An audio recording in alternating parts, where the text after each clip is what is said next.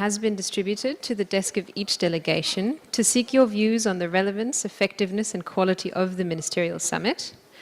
We encourage each delegation to please take a few minutes to fill in the questionnaire to help us improve future sessions. We recommend completing the questionnaire at the end of the Ministerial Summit or prior to your departure. Please drop your completed questionnaires in the box located near the exit door.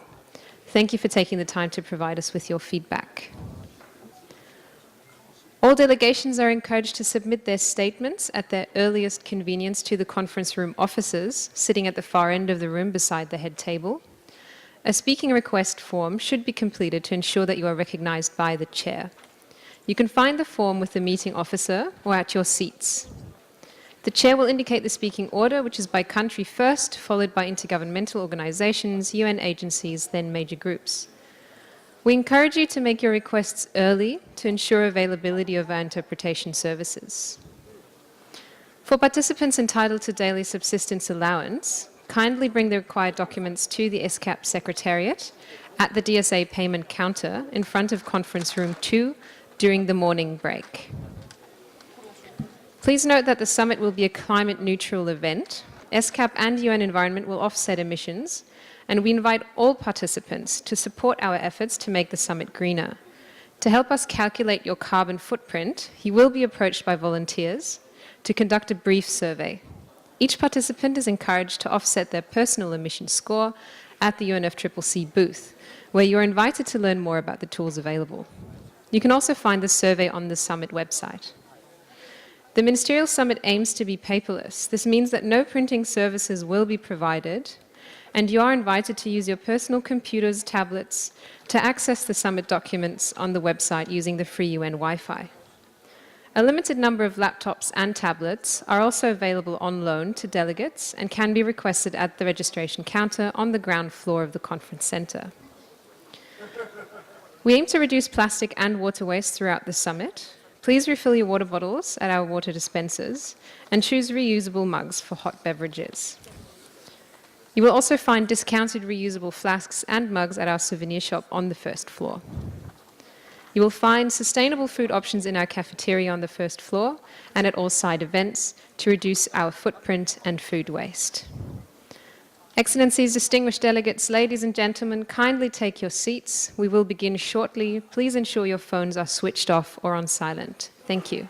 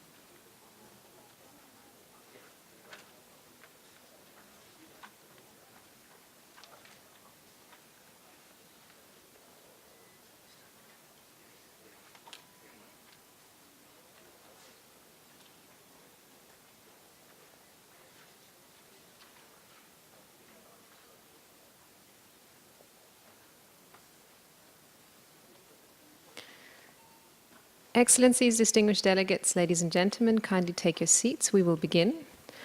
I would like to welcome the distinguished dignitaries and invite them to take a seat at the head table of the hall.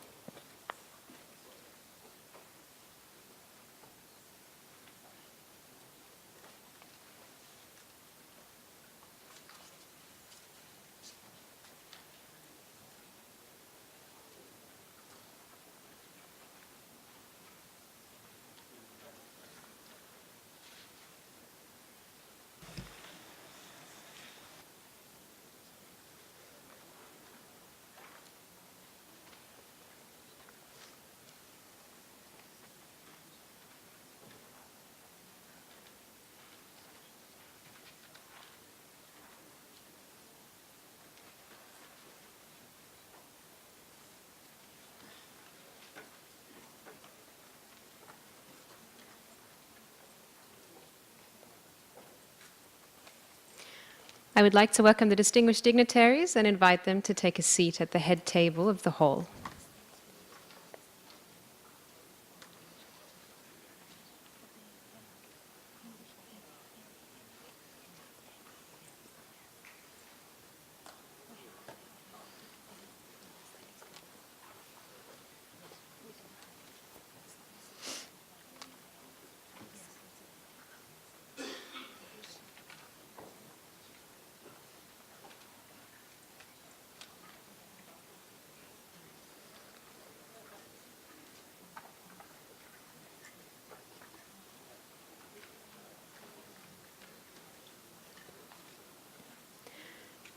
Excellencies, distinguished delegates, ladies and gentlemen, good morning and welcome to the ministerial segment of the first Asia-Pacific Ministerial Summit on the Environment, which will address the linkages between resource efficiency and pollution reduction under the theme towards a resource-efficient and pollution-free Asia-Pacific.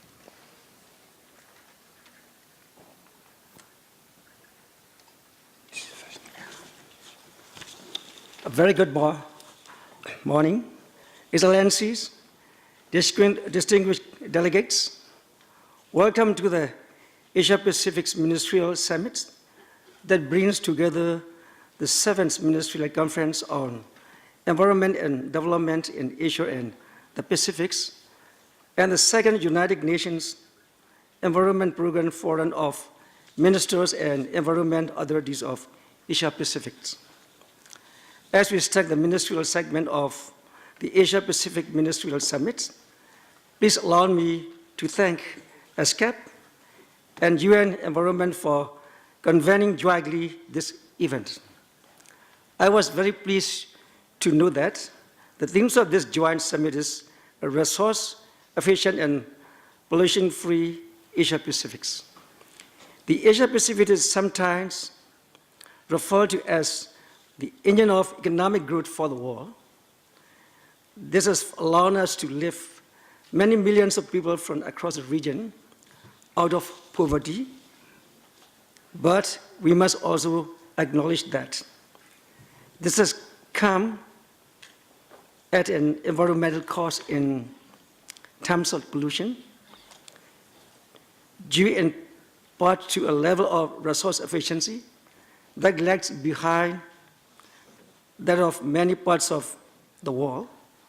We therefore have a tremendous opportunity by addressing the themes of this summit to ensure a more prosperous and sustainable future.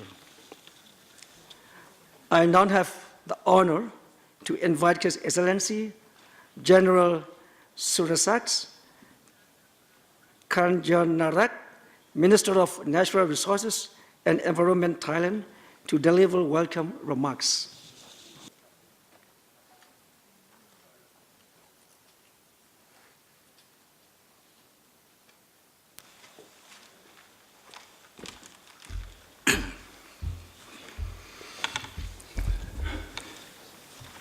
Good morning, Mrs. Soham, Under Secretary General of the United Nations and Executive Director of UN Environment, Ms. Akhtar, Under Secretary General of the United Nations and Executive Secretary of ESCAP, Excellencies, ladies and gentlemen, On behalf of the Loyal Thai government, it's an honor and great pleasure to welcome you all to Bangkok and to the Asia-Pacific Ministerial Summit on the Environment, organizing by the UN Environment and UN ESCAP. Thailand has given importance to environmental issues and incorporated environmental dimension in our national economic and social development plans since 1992. An example of the whole of government approach to natural resources and environmental management is the National Committee on Sustainable Development, chaired by the Prime Minister. This is a key institutional mechanism to guide the country towards environmentally friendly growth for well-being of the nation. Since 1970s, the United Nations had adopted a number of conventions, protocols, and agreements in addressing common environmental challenges, including UNFCCC, CBD, and several others related to chemicals and waste. In 2015, the new set of global goals, the 2030 Agenda for Sustainable Development and Sustainable Development Goals, that most countries agree to join hands to work together to end poverty, protect the planet, and ensure prosperity for all, have been adopted by 193 world leaders. Thailand, as a member of the global community, has actively participated in most of the international agreements and commitments. As a party to the Paris Agreement, we committed towards greenhouse gas emission reduction by 20% from business as usual level by 2030. An ambitious level of the contribution has been aimed at 25%, subject to adequate and enhanced access to technology development and transfer, financial resources and capacity building support. To promote sound management of chemicals and waste, Thailand has become an active party to Basel, Rotterdam, and Stockholm Conventions. We have become the party of the Minamata Convention on mercury, aiming to prevent human health and the environment from harmful effects of mercury substances. Excellency, ladies and gentlemen, on behalf of the Loyal Thai government, I would like to extend my best wishes for a successful deliberation of this summit. I do hope that you will have an opportunity to look around and explore our marvelous capital city during your stay here in Bangkok. Thank you. ขอบคุณครับ Thank you for your welcome remarks and your wishes for carrying out our work during the Ministerial Summit. Thank you, Your Excellencies. I understand that, unfortunately, you will have to leave now for some urgent matters. I thank you once again for being with us and for your wishes for carrying out our work during the Ministerial Summit.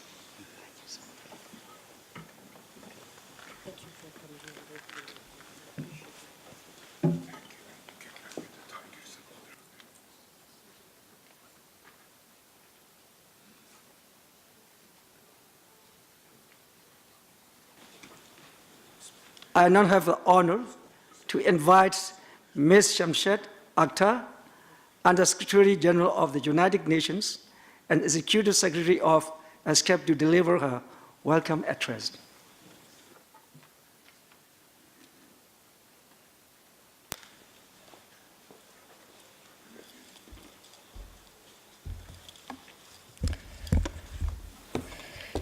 Good morning to colleagues and Excellencies, distinguished delegates, ladies and gentlemen, and a very warm welcome to Eric in Bangkok and at ESCAP. This, as you know, is the 7th Ministerial Conference on Environment and Development for us. setting a new tradition consistent with the objective of working collectively across UN agencies, ESCAP's Ministerial Conference, and UNEP's second forum of Ministers and Environment Authorities of Asia-Pacific is being organized under the umbrella of Asia-Pacific Ministerial Summit on the Environment. It's a proud moment for all of us in these corridors. This event is a climate-neutral meeting under the Secretary General's Sustainable UN Initiative. The theme of the conference is Towards a Resource-Efficient and Pollution-Free Asia-Pacific Region. This theme acknowledges that Earth's natural resources, including clean air and water, are fundamental for human survival, prosperity, and well-being. Asia and the Pacific's dynamism has driven region's economic growth with a remarkable reduction in poverty. The environmental challenges of resource-intensive and high growth are set to be compounded by a number of regional megatrends. Among these are rapid urbanization and high and changing consumption patterns, as the region's middle-income population has grown to 1.5 billion in Asia, but it will continue to grow at a very fast pace. This will be further augmented as the process of economic and trade integration deepens with the new regional integration initiatives such as the Belt and Road Initiative and the Euro-Asia initiatives, which will, of course, have to be designed to be resource efficient and environmental friendly. The scenario for the future of our environment is complicated. 3 out of 9 planetary boundaries have already been surpassed, and the Asia-Pacific's contribution to this has been significant. Some principal areas of concern are regional CO2 emissions have doubled between 1990 and 2012. Resource intensity grew by 270% over this time. The use of resources in Asia-Pacific, such as fossil fuels, minerals, metals, and biomass, has tripled since 1990. Rapid land use change and deforestation has reduced forest cover in the region. Air and water pollution have resulted in more than 7 million deaths annually, mostly from air pollution and an overstretched and weak healthcare system which can hardly bear the burden, both financially and in terms of the care. The scale of plastic pollution, a global threat, is now turning up in 100% of fish catch in some parts of Asia. This aggravates food insecurity and water scarcity, costing at least $8 billion in damage to marine ecosystem every year. Access to resources has become more unequal as income gaps have widened. This has made the 2030 Agenda's ambition to leave no one behind more challenging to achieve in this context. Allow me to give you some examples of alarming trends in the region. Based on an analysis of land laws in 13 countries in the region, at least 4.5 million hectares of land, or 12.3% of arable land, was transferred from smallholders to corporations. 277 million in the region still lack access to safe drinking water, and 417 million people lack access to electricity. Most live in rural areas where income largely determines access.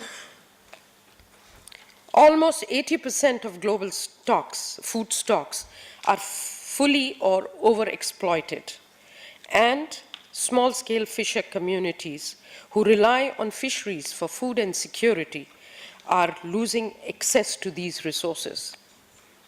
About 95% of adults and children impacted by pollution-related illness live in low and middle-income countries. Our work is cut out as these trends threaten the economic and social development and resilience of our countries and societies. Sustainable development requires a careful decoupling of economic activity from resource use, waste, and pollution. In other words, we need profound changes in resource efficiency.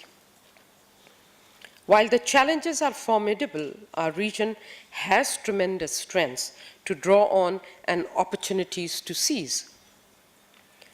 Environmental sustainability as an integral pillar of sustainable development must now be advanced across all countries in the region.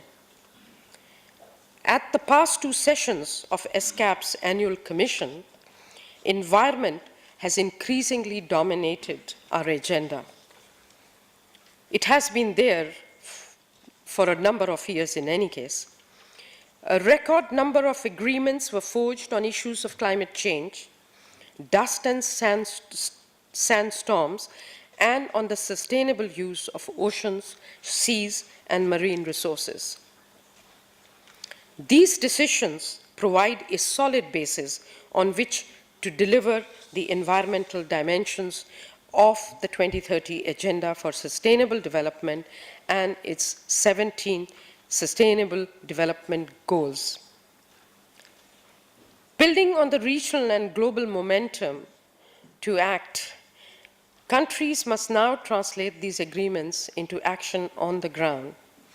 The regional roadmap for implementing the 2030 Agenda for Sustainable Development in Asia and the Pacific that you crafted and you adopted earlier this year provides a guiding framework for facilitating regional cooperation on sustainable management of resources with the UN-wide effort in Asia-Pacific at the regional level.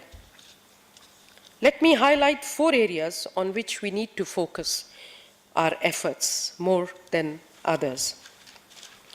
First, policy coherence and consistency is essential and a forte of the regional commissions. Resource efficiency targets must be integrated into national development agendas backed by legal and regulatory measures for resource efficiency. For example, 10 years ago, the government of China has instituted national legislation that led to a compulsory national cleaner production audit system. The direct economic benefits from this system are estimated to be more than $3 billion annually. More examples, but in interest of time, I will skip these examples. Second, we need an urgent reform of financial incentive frameworks and to deploy the right policy mix and financial instruments to support the transition to a resource-efficient economy. Many countries continue to invest in high-carbon and resource-intensive systems. Global and regional funds, green financing, innovative financing mechanisms, including carbon pricing mechanisms which simultaneously reduce emissions and conserve resources, along with integrated evaluation methods, can upscale and replicate resource-efficient practices. For example, the promotion of biogas plants in Vietnam was made possible by global climate finance funds. Several countries in the region, such as Indonesia and Sri Lanka, are emerging as leaders in development of comprehensive systemic approaches that embed sustainable finance at the heart of financial market development. Third, resource efficiency must be recognized as a focus area for science, technology, and innovation, which has now been mainstreamed in the ESCAP through the Intergovernmental Committee. Research shows that developing countries could cut their annual energy demand growth by more than half, from 3.4% to 1.4% over the next 12 years. Business model innovations could also contribute to resource efficiency. New business models that promote multiple users sharing the same resource could significantly reduce resource inputs. Our Energy Committee, which is already operational, but we will have an energy ministerial meeting next year, will take this agenda up going forward also. Fourth, enacting gender-responsive policies and programs that recognize and respond to the needs and voices of women is fundamental to tackling food security, water, energy, and other environmental challenges. ESCAP has given this issue careful consideration and will tomorrow be releasing a report on gender, the environment, and sustainable development in Asia and the Pacific, which is really building on also the global work that was conducted at UNEP level. Lastly, target setting and monitoring of key indicators, along with strong regulatory and institutional governance to ensure enforcement, is required. Many countries in the region have not established the evaluation and monitoring frameworks needed to gauge success in policy objectives. Better aggregated and disaggregated data and indicators on resource efficiency is needed to track progress, design more informed policies, and monitor the impact of existing policies. In conclusion, a wealth of experience is available across the region itself, from policies on environment, sustainable management of natural resources, and resource efficiency that can build further policy actions. Countries in the region need to forge a transformative alliance to deliver on the 2030 agenda, to kickstart transformative actions and policy coherence and consistency that will create the innovative, productive, resource-efficient, low-carbon economies of the future. Tomorrow, we count on you to adopt the Ministerial Declaration on Environment and Development for Asia and the Pacific.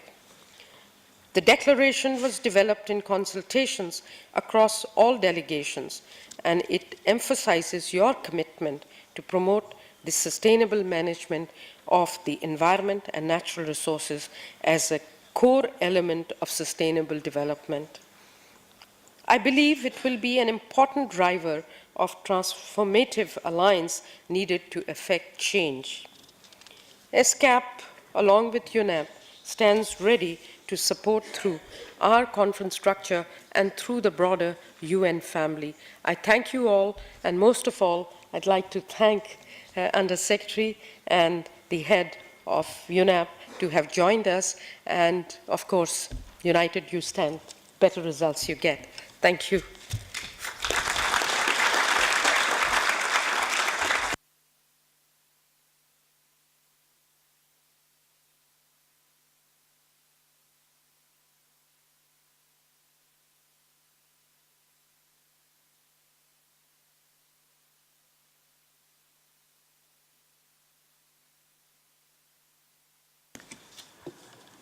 Thank you, Ms. Akhtar, for your warm and welcoming words.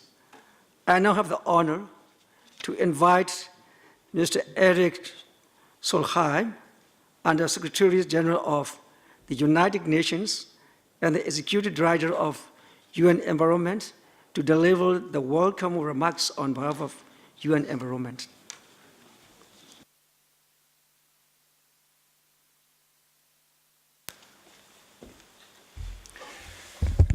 Good morning, everyone. I hope you have had a good night's sleep so that you can be prepared for a long day of meeting. First of all, I would want to extend my very warm thanks. Number one, to my close friend Shamshad. She came up with the idea that let's do this event jointly. We agreed to do that. But we could, of course, not have done it without the partnership between the two of us. We could not have done it without the government of Thailand, who has provided a lot of support. But most importantly, we could not have done it without you. I think you can take pride, because I think this is a somewhat extraordinary event. There have been very few events in the past in the United Nations where two main bodies, like the Economic and Social Commission for Asia and UN Environment, has come together for a joint event. That is in the spirit of one UN, and it's also in the spirit of efficiency. We should not waste resources. After this event, let's summarize whether it has been successful or not, and then we devise jointly the way forward. But a big thanks to all of you for coming. There are 26 ministers or deputy ministers here and many, many other officials. Let me start to taking you to a completely different part of the world, to my home nation, Norway, close up there to the North Pole. A few months back, there was a whale swimming along the coast of Norway. It's pretty beautiful there. People were very scared, and they were looking into why do these whales behave so erratically, like it's crazy. Well, some people said, let's kill the whale and find out. They killed the whale, and they opened the stomach of the whale.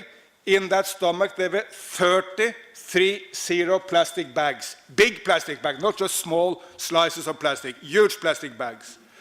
I leave it to the scientists to decide whether the erratic behavior came from the stomach, but I can tell you if we had had a similar amount of plastic in our stomachs, we would also be going crazy. So plastic and pollution is harming nature. There is no doubt. But plastic and pollution is also harming humans. World Health Organization has set out that 12 million people are dying prematurely on planet Earth due to pollution. 7 million people are dying prematurely due to air pollution alone. Pollution is now the biggest killer of humanity. This speaks volumes to two phenomena, one positive and one negative. The positive is that we have been so incredibly successful in fighting the transmittable diseases and improving the health of people that many of the traditional killers of humanity has gone. Very few, if any, is dying from polio anymore. No one is dying from smallpox. Malaria has come down 70% in Africa just since 2000, and I can go on and go on. So the enormous success on health, of course, then leave people to die from something else, which is now pollution. And we, as health, environment, finance officials, as political leaders, need to change. We need to continue the fight against the traditional killers, for sure, but we need to step up fighting the new killer, which is pollution. And that's why we have put an ambitious target for the world, which will be the key notion of the Environment Assembly in Nairobi in December, which is a pollution-free planet. Is that possible? Cynics say it's not possible. I will tell you for sure it's possible. Humans have made much bigger issues their own in the past and resolved them. 200 years back, slavery was normal everywhere in the world. Christian priests said this is the Bible. Muslim mullahs said this is the Quran. Economists said the British Empire, the biggest power of the day, will go down and under unless we have slaves. Where do you find the people agitating for slavery today? It's gone, because some people started the fight. 60 years back, blacks and whites could not attend the same schools in the southern part of the America's United States. Now, the United States have had one black president, 2 black foreign ministers, by the way, both of them Republicans, so this is not just a democratic issue, it's democratic as well as Republican, and people embrace it, with the exception of a few extremists. And I can move on and move on. First time I visited the fantastic nation of India, there were hundreds of thousands of polio cases in India alone. Last year, how many? Not one. 0.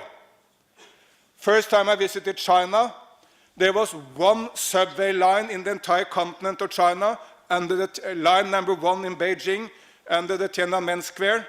Now the subway systems of Beijing and Shanghai are the two biggest subway systems on planet Earth, and there are more than 30 cities in China with subway systems.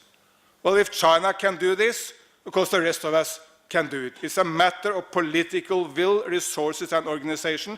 It can be done. And I can go on and go on. We are bringing 150,000 people out of poverty just today. Because it's not covered by news anywhere in the world, because they focus on the crisis of the day. But thanks to Bangladesh, China and India, Cambodia, so many nations here, we are bringing an enormous amount of people out of poverty because of better policies than in the past, better leadership than in the past, and the combined efforts of humanity. And if we can bring people out of poverty, resolve health issues, abolish slavery, and resolve civil rights movement issues, of course we can fight and succeed on pollution. I will claim fighting pollution at the end is a smaller issue than some of these, and we can be successful if we just mobilize. But then what is then the theory of change? How can we change the world? I would argue that we need to work in 3 different dimensions all at the same time. We need to set out pollution as a citizens' movement, mobilizing the people. We need political leadership for sure, and that's what you need to provide. And we need the enormous forces and dynamism of business who will provide the technical solutions to this. Let me start with the citizens' movement. In the fantastic Indian city of Mumbai, there is a young activist called Afroz Shah. I have been to his flat, 10th floor at the beaches of Mumbai, just looking down to the beach. One day he was looking down to the beach from his apartment. And what did he see? Enormous plastic pollution. I mean, you can't imagine. It was close to half a meter deep in many places of packed plastic, which had come up by the waves throughout the decades. After Shah decided to act, he did not call his member of the Lok Sabha, the Indian parliament. He did not call any politician at all. He just went down to the beach and started picking plastic with an 85-year-old neighbor. That neighbor is unfortunately now died. But they acted together. After some time, there were not 2. There were tens, then hundreds, and at the end, thousands. And then, of course, politicians, business leaders, cricket stars, actors, they all come to join in to this effort. And by the way, Prime Minister Modi at World Environment Day earlier this year picked up the issue and told the people of India in his heart-to-heart speech to the Indian people, saying that Afroz Shah is a hero of India.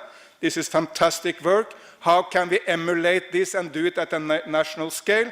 And the Prime Minister has now started a beach cleanup, which will involve 17 beaches in different parts of India.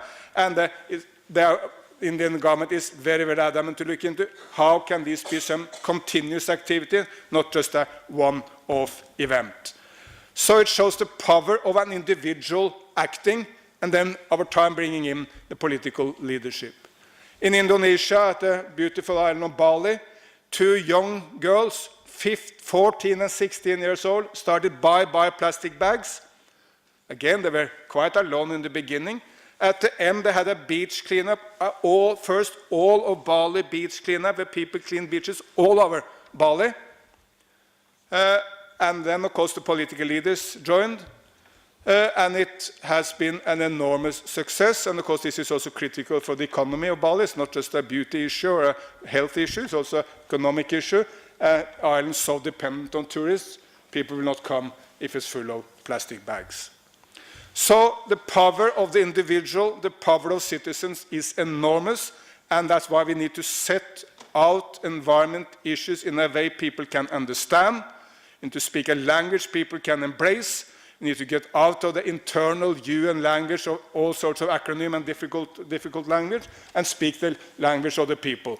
And I mean, look to the leaders of the time, President Xi, Prime Minister Modi, I don't want to mention all of them. They never speak a language people cannot understand, because they need to reach out to the citizens. And the same, of course, with the leaders of Kazakhstan or Kiribati or any other nation.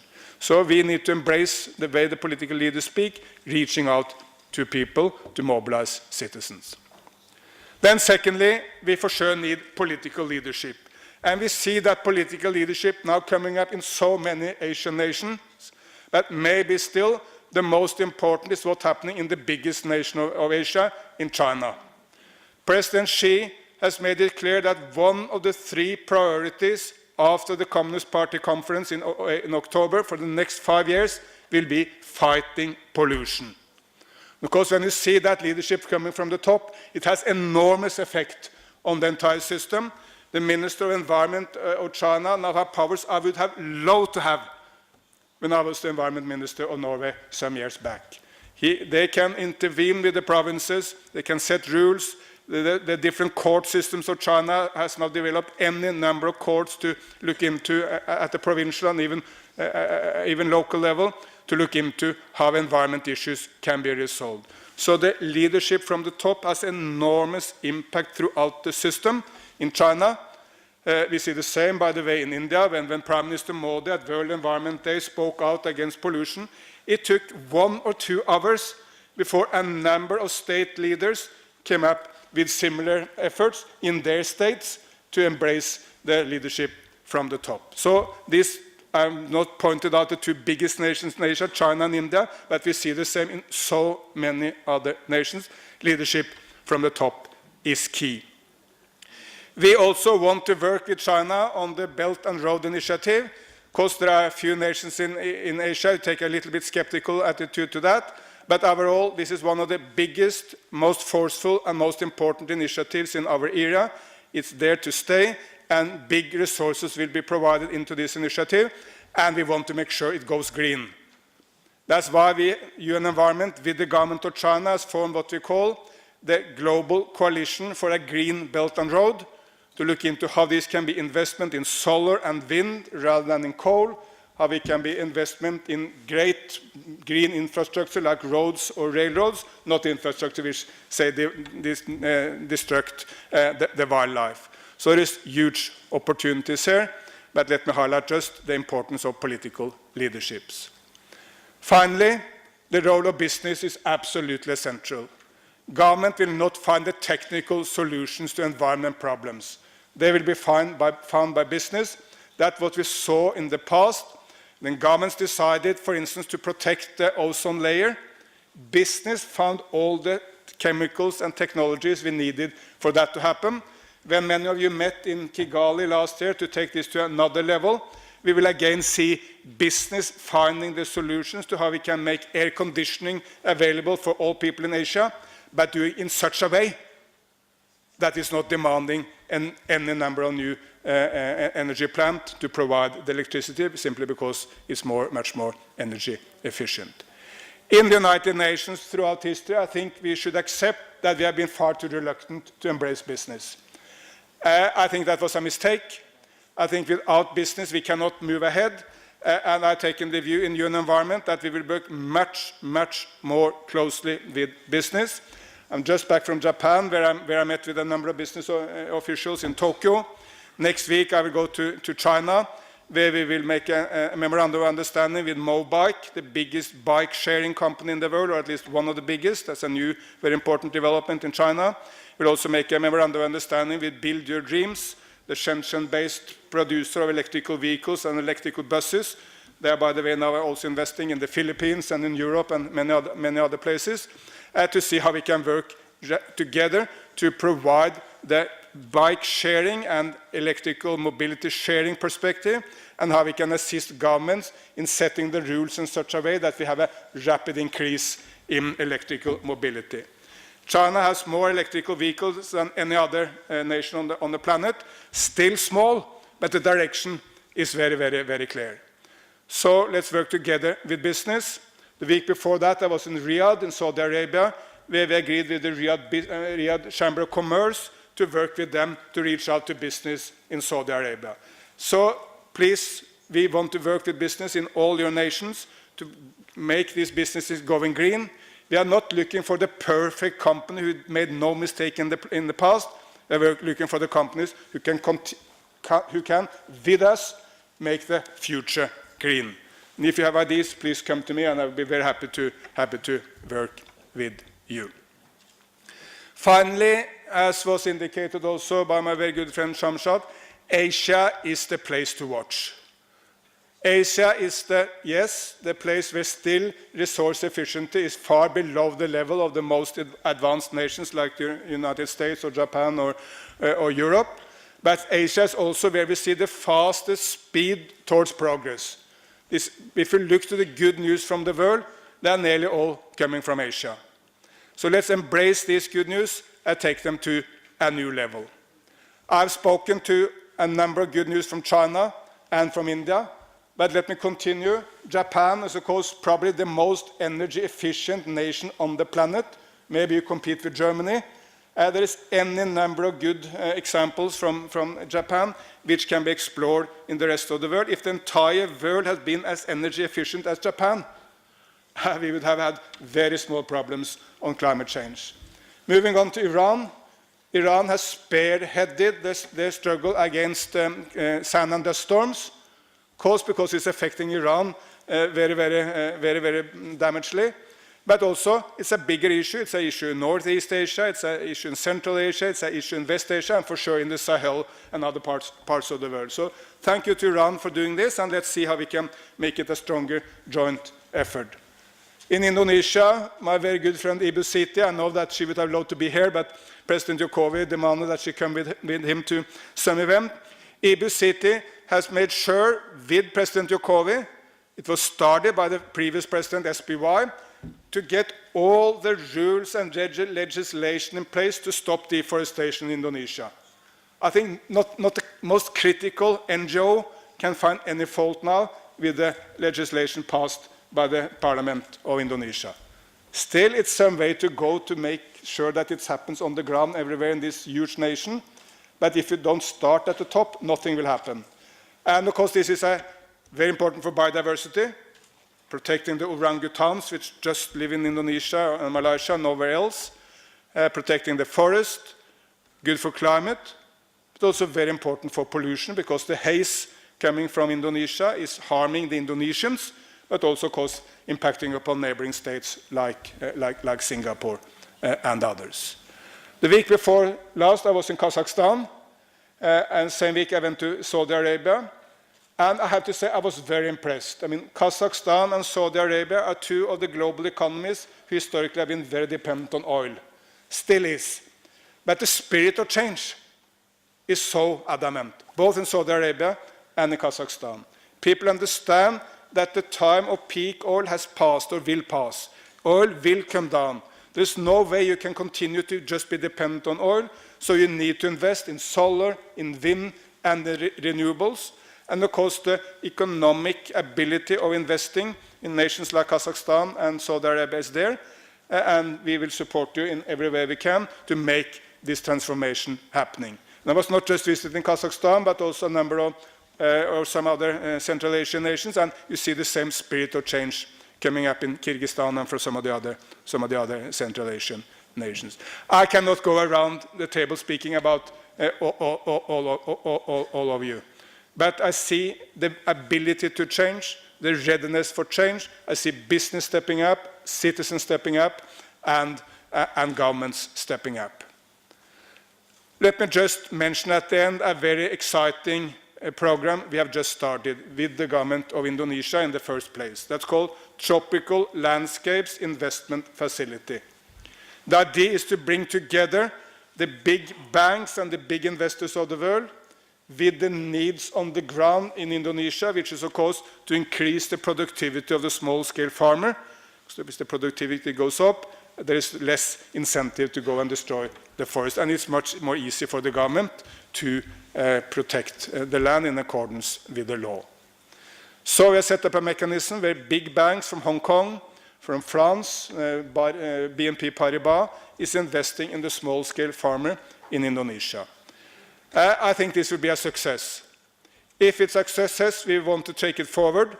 We are in contact with 2 Indian states, states of Andhra Pradesh and Odisha, and of course with the central government of India to see if we can replicate it in India. We're working with Sri Lanka, hopefully with Mongolia, to see if we can, it will not be tropical landscapes in Mongolia, but landscapes facility. So let's see if we can make this, because this is government and business and citizens coming together to resolve some of the biggest problems of the day. So let me end again. Thank you so much for coming. I think we should be fundamentally optimistic. We can, if we will, if we mobilize the political will of the top leaders, if we mobilize the citizens to push us, and if we mobilize business to find the technical and commercial solutions, we will be successful. And let's embrace in my view, maybe the most potent of all political slogans made by the private sector company of Nike, which says, just do it. Thank you so much.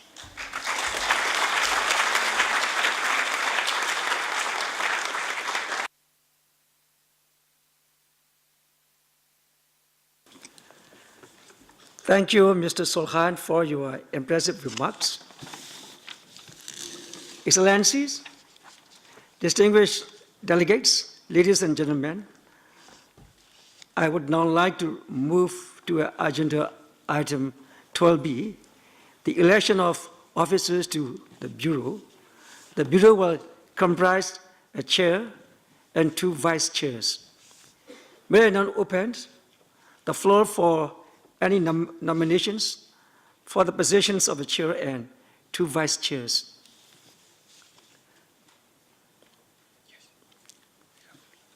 I recognize the distinguished delegates from Pakistan. Thank you, Chair. Excellency, my delegation has the honor to propose the following delegates to serve on the Bureau for the Asia-Pacific Ministerial Summit on the Environment. As Chair, His Excellency Mr. Masagos Zulfikar, the Minister for Environment and Water Resources, Singapore. As Vice Chairs, His Excellency Mr. Yashli Dorji, Minister for Environment, Bhutan, and Her Excellency Lorna Eden, Assistant Minister for Local Government, Housing and Environment, Fiji. My delegation is confident that the distinguished delegates who have been nominated would discharge their duties efficiently and effectively, and successful deliberations of the Ministerial Summit. Thank you, Excellency. Thank you. The distinguished delegates of Pakistan has nominated His Excellency Mr. Masagos Zulfikar, Minister of Environment and Water Resources, Singapore, as chair, and His Excellency Mr. Yashli Dorji, Minister of Environment, Bhutan, and Her Excellency Ms. Lorna Eden, Assistant Minister for Local Government, Housing and Environment, Fiji, as vice chairs.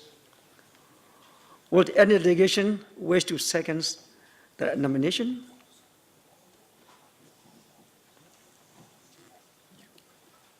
I recognize the distinguished delegates from Bangladesh. Thank you, Excellency. My delegation has the honor to seconding the nominations which have just been proposed by the distinguished delegate of Pakistan for the Bureau positions for the Asia-Pacific Ministerial Summit on the Environment. My delegation has full confidence in the proposed Bureau in discharging their duties for a successful deliberation. Thank you very much. Thank you, distinguished delegates of Bangladesh. Are there any other nominations for the Bureau of the Ministerial Segment of the Ministerial Conference on Environment and Development at its 7th sessions?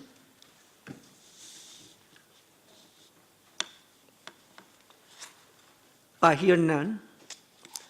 I thus have the pleasure to formally announce that the Bureau of the Senior Ministerial Segment of Asia-Pacific Ministerial Summit is composed of the following.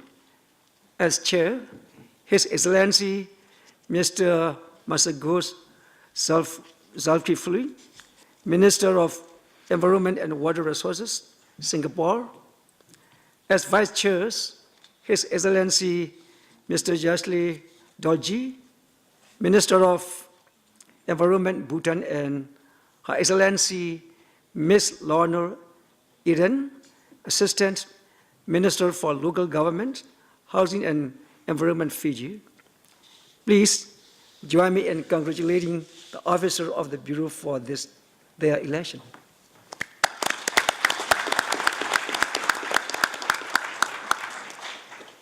It is now my honor to invite His Excellency Mr. Masagos Zulkifli, Minister of the Environment and Water Resources, Singapore, to conduct this meeting from this point forward.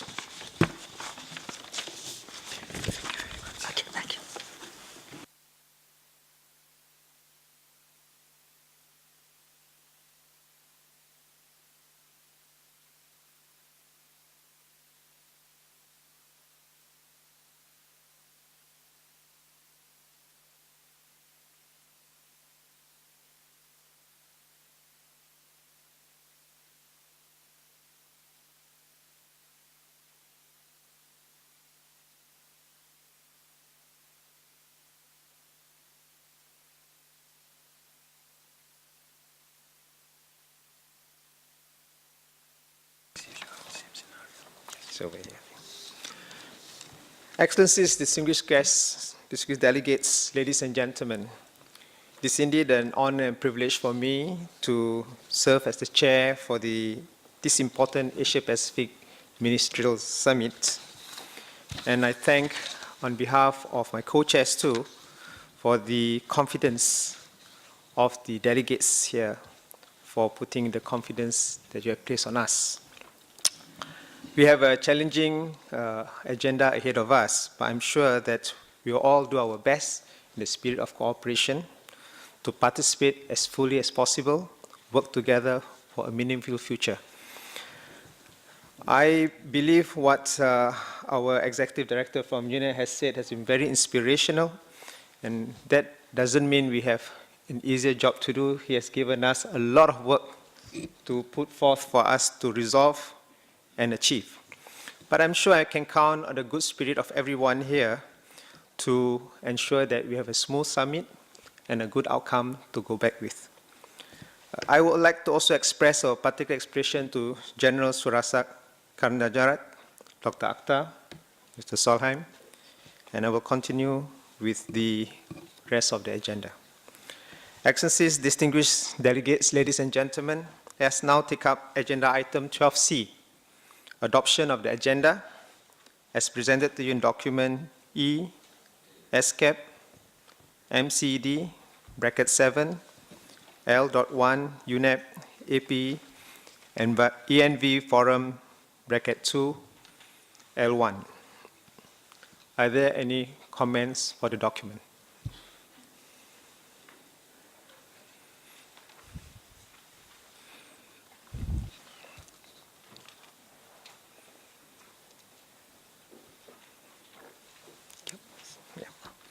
I see no comments. The agenda in document E, ESCAP, MCD, bracket 7, L1, UNEP, AP Environment Forum, bracket 2, L1 is adopted.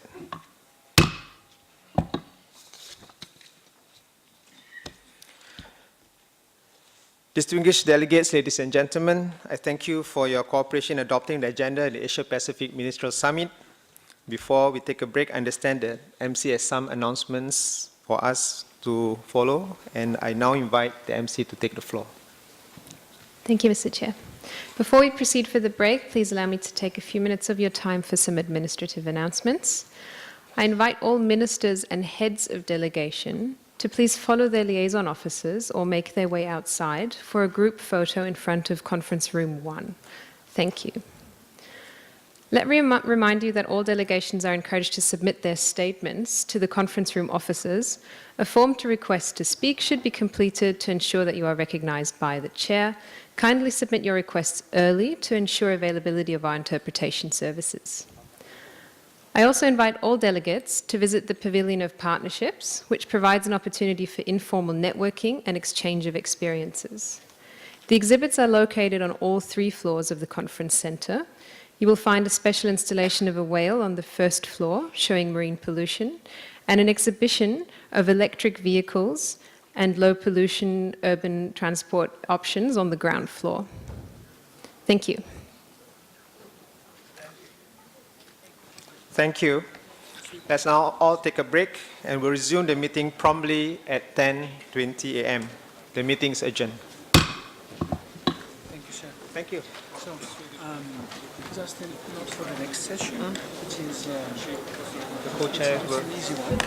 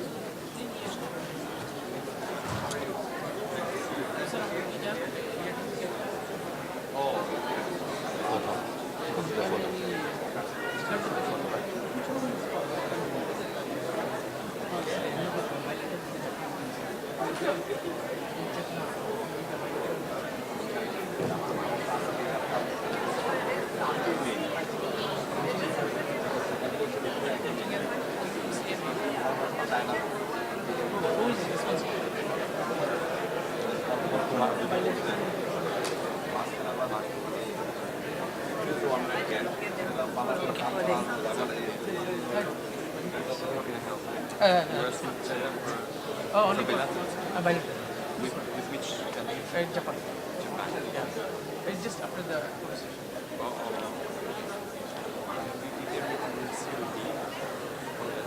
I did check.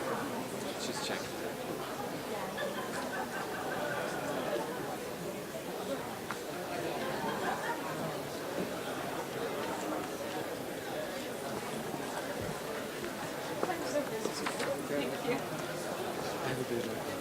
One thing we haven't done.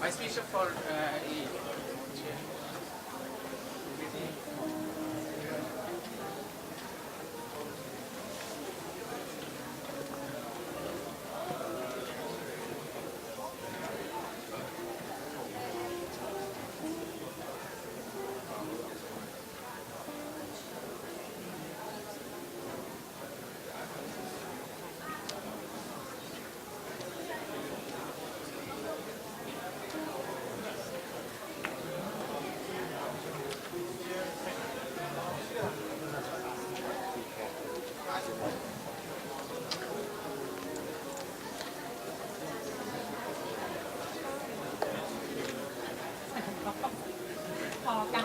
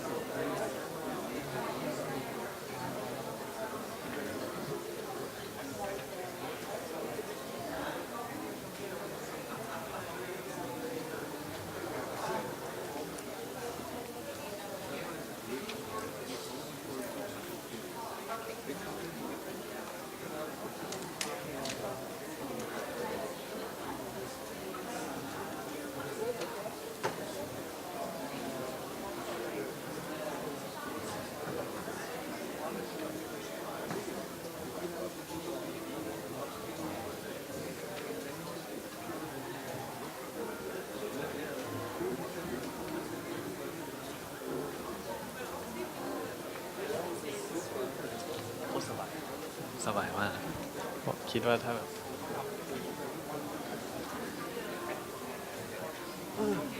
ผมงงมากเลยไอ้ทางห้องเข้ามาต้องเดินเป็นตัวยูเพื่อที่เข้ามา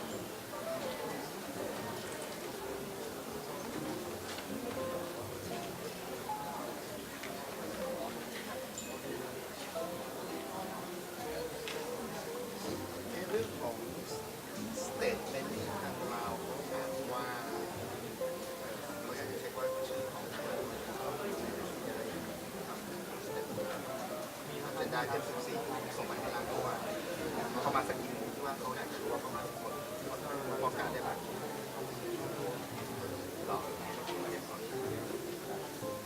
โอเคได้เดี๋ยวส่งไป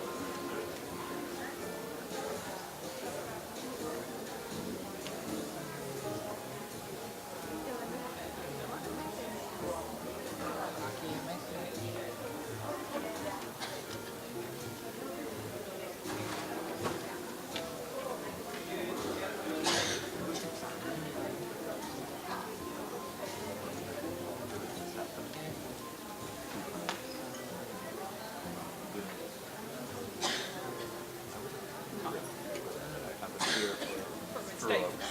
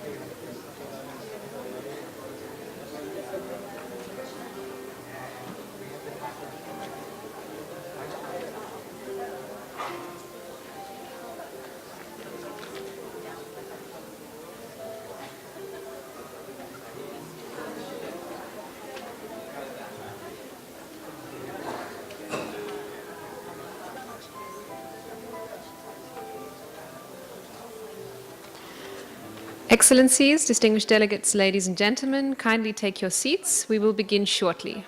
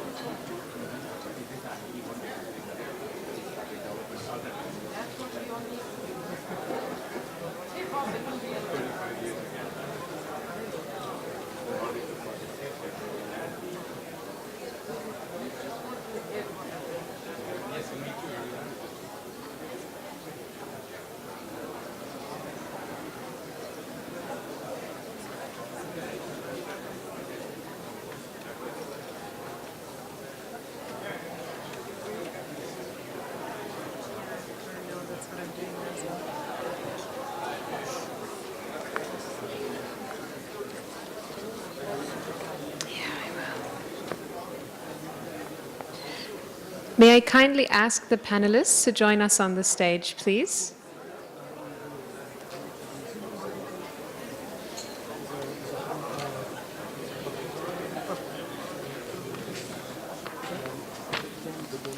Excellencies, distinguished delegates, ladies and gentlemen, kindly take your seats and turn off your phones. We will begin. Here they come.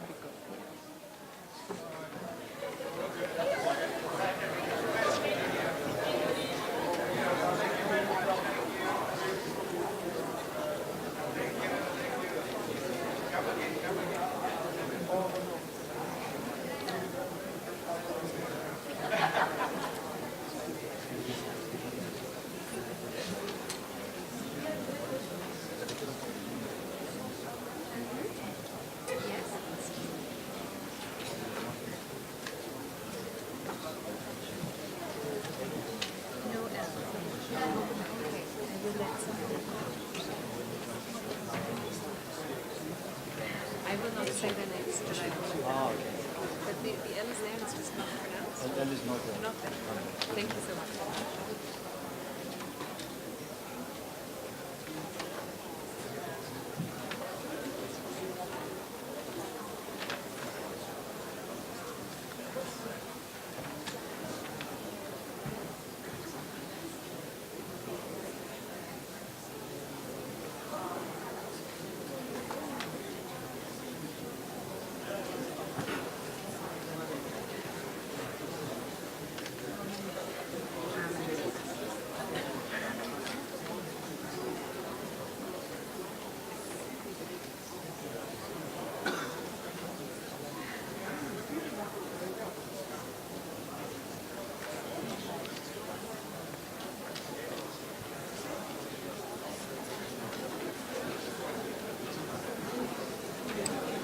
Shall we start? Excellencies, distinguished delegates, ladies and gentlemen, the meeting is now called to order. Thank you. We are now resuming with the consideration of Agenda Item 13, Ministerial Dialogue, entitled Towards a Resource Efficient and Pollution-Free Asia-Pacific Region. The documents pertinent to this agenda item is indicated in the annotated agenda Towards a Resource-Efficient and Pollution-Free Asia-Pacific, ESCAP MCDs (7) INF 1-UNEP APNENV Forum (2) INF 2, which is an information note that was jointly prepared by the Secretariat of both ESCAP and UN Environment with the involvement of International Resource Panel Secretariat, or IRP. It's now my pleasure to welcome the former chair of the International Resource Panel, Mr. Ashok Khosla, will moderate our ministerial dialogue for this session. Please join me in welcoming Mr. Khosla and our distinguished panels as I join them as a rostrum. Thank you. Thank you, Mr. Chairman. And maybe the first item on my agenda is to invite you to join us here. So may I request you to take your chair? Thank you.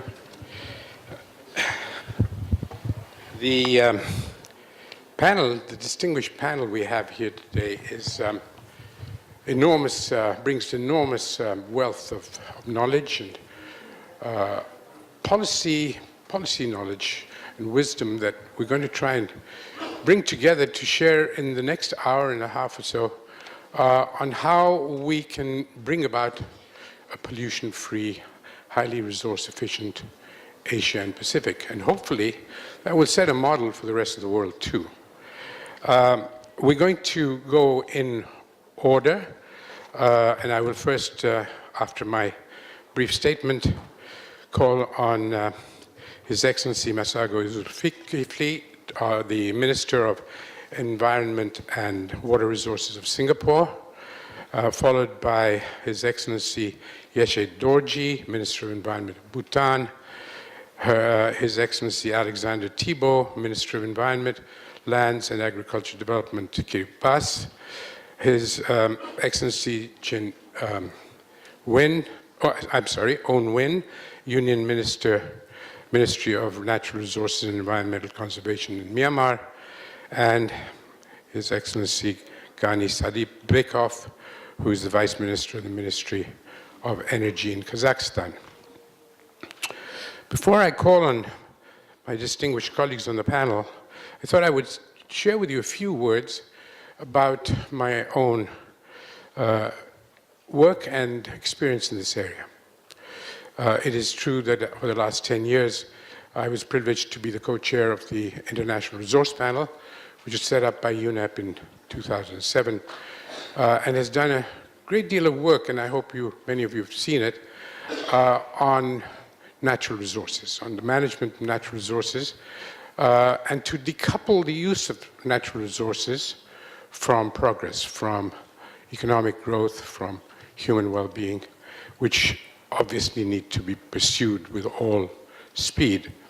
And over those 10 years, we found out a great deal of what humanity can do to improve their lives and at the same time minimize the use of resources. My own familiarity with this area goes back quite a long way. I was invited by the Prime Minister of India, Mrs. Indira Gandhi, in 1971, 46 years ago, to set up the first environment agency in Asia and the Pacific. Actually, it was the first environment agency in the developing world, and only the 7th in the whole world.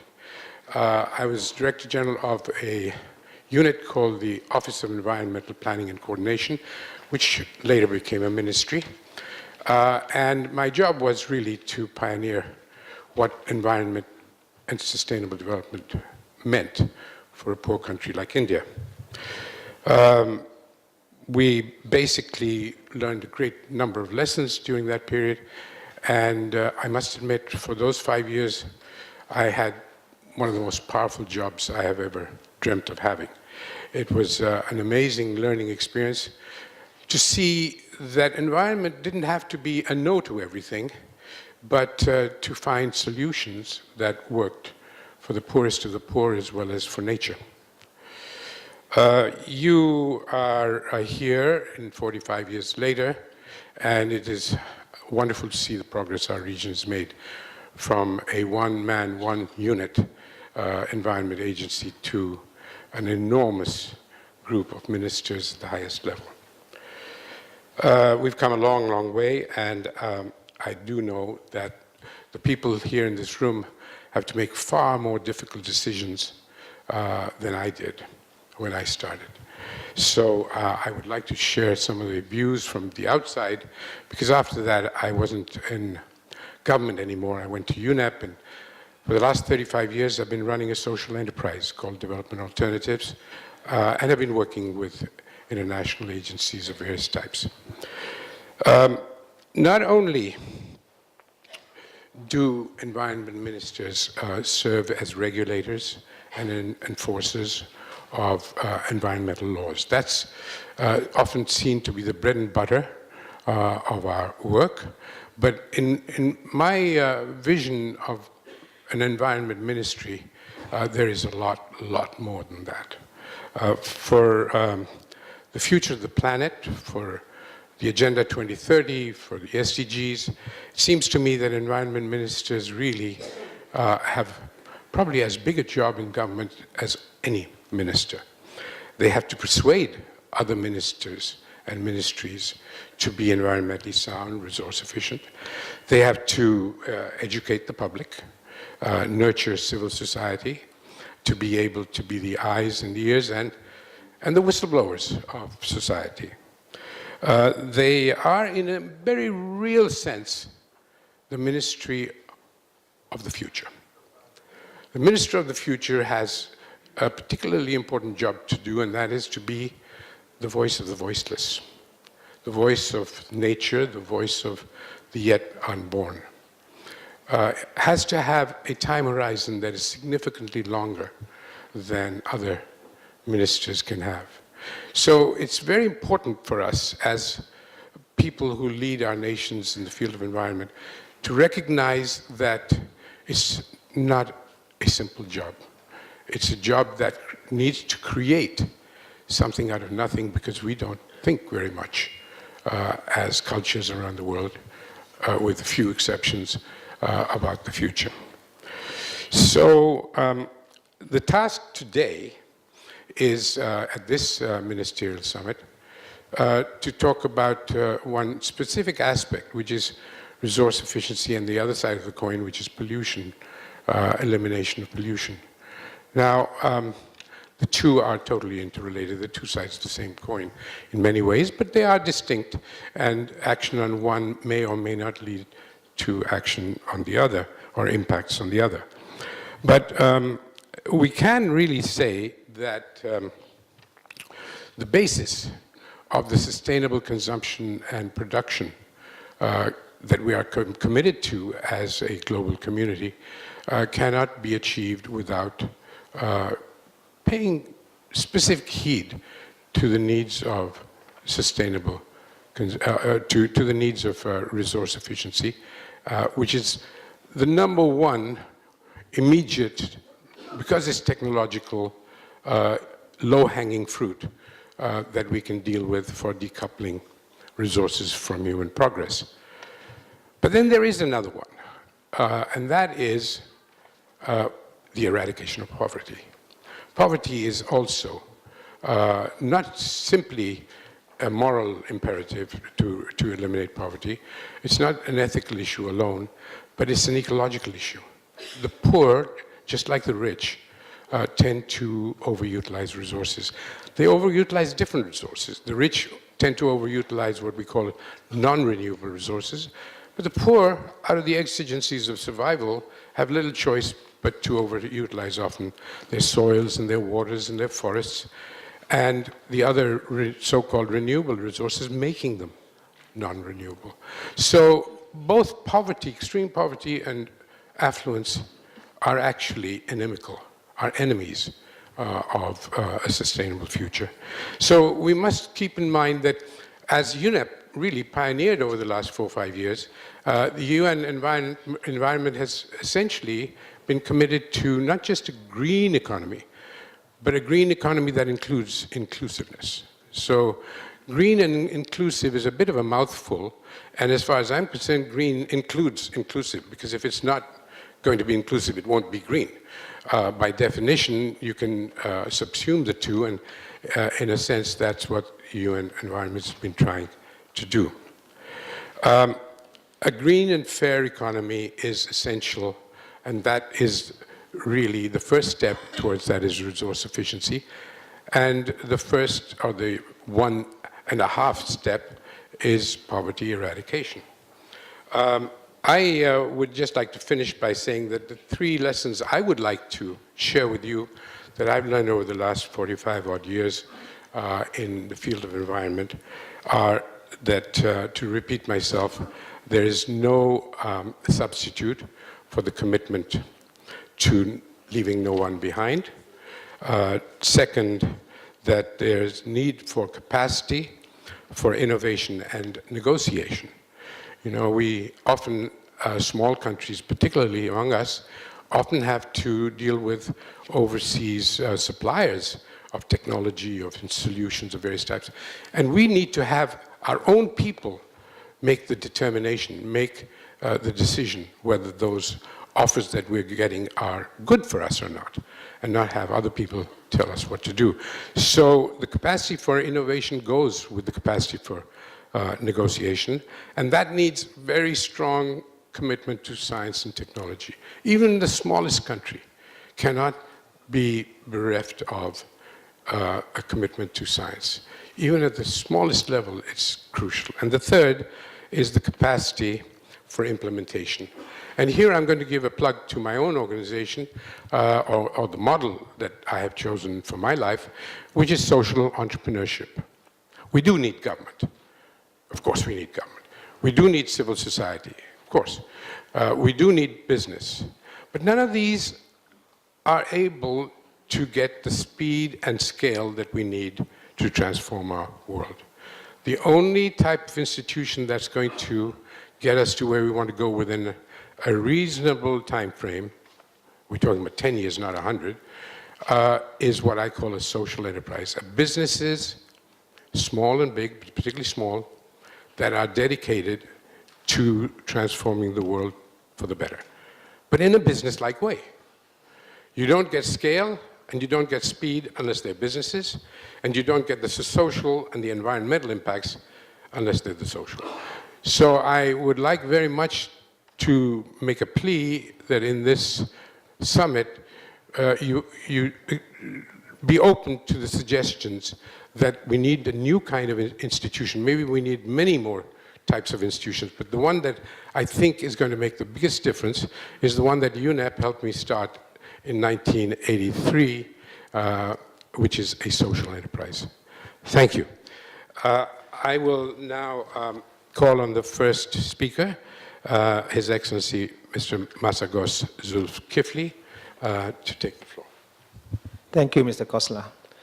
Distinguished guests, ladies and gentlemen, it is an honor to be part of this panel. And as we all recognize, pollution is a growing problem. And it's coming at the heel of an expanding economy, which is also expanding very rapidly, particularly in the Asia-Pacific. But this correlation does not have to happen.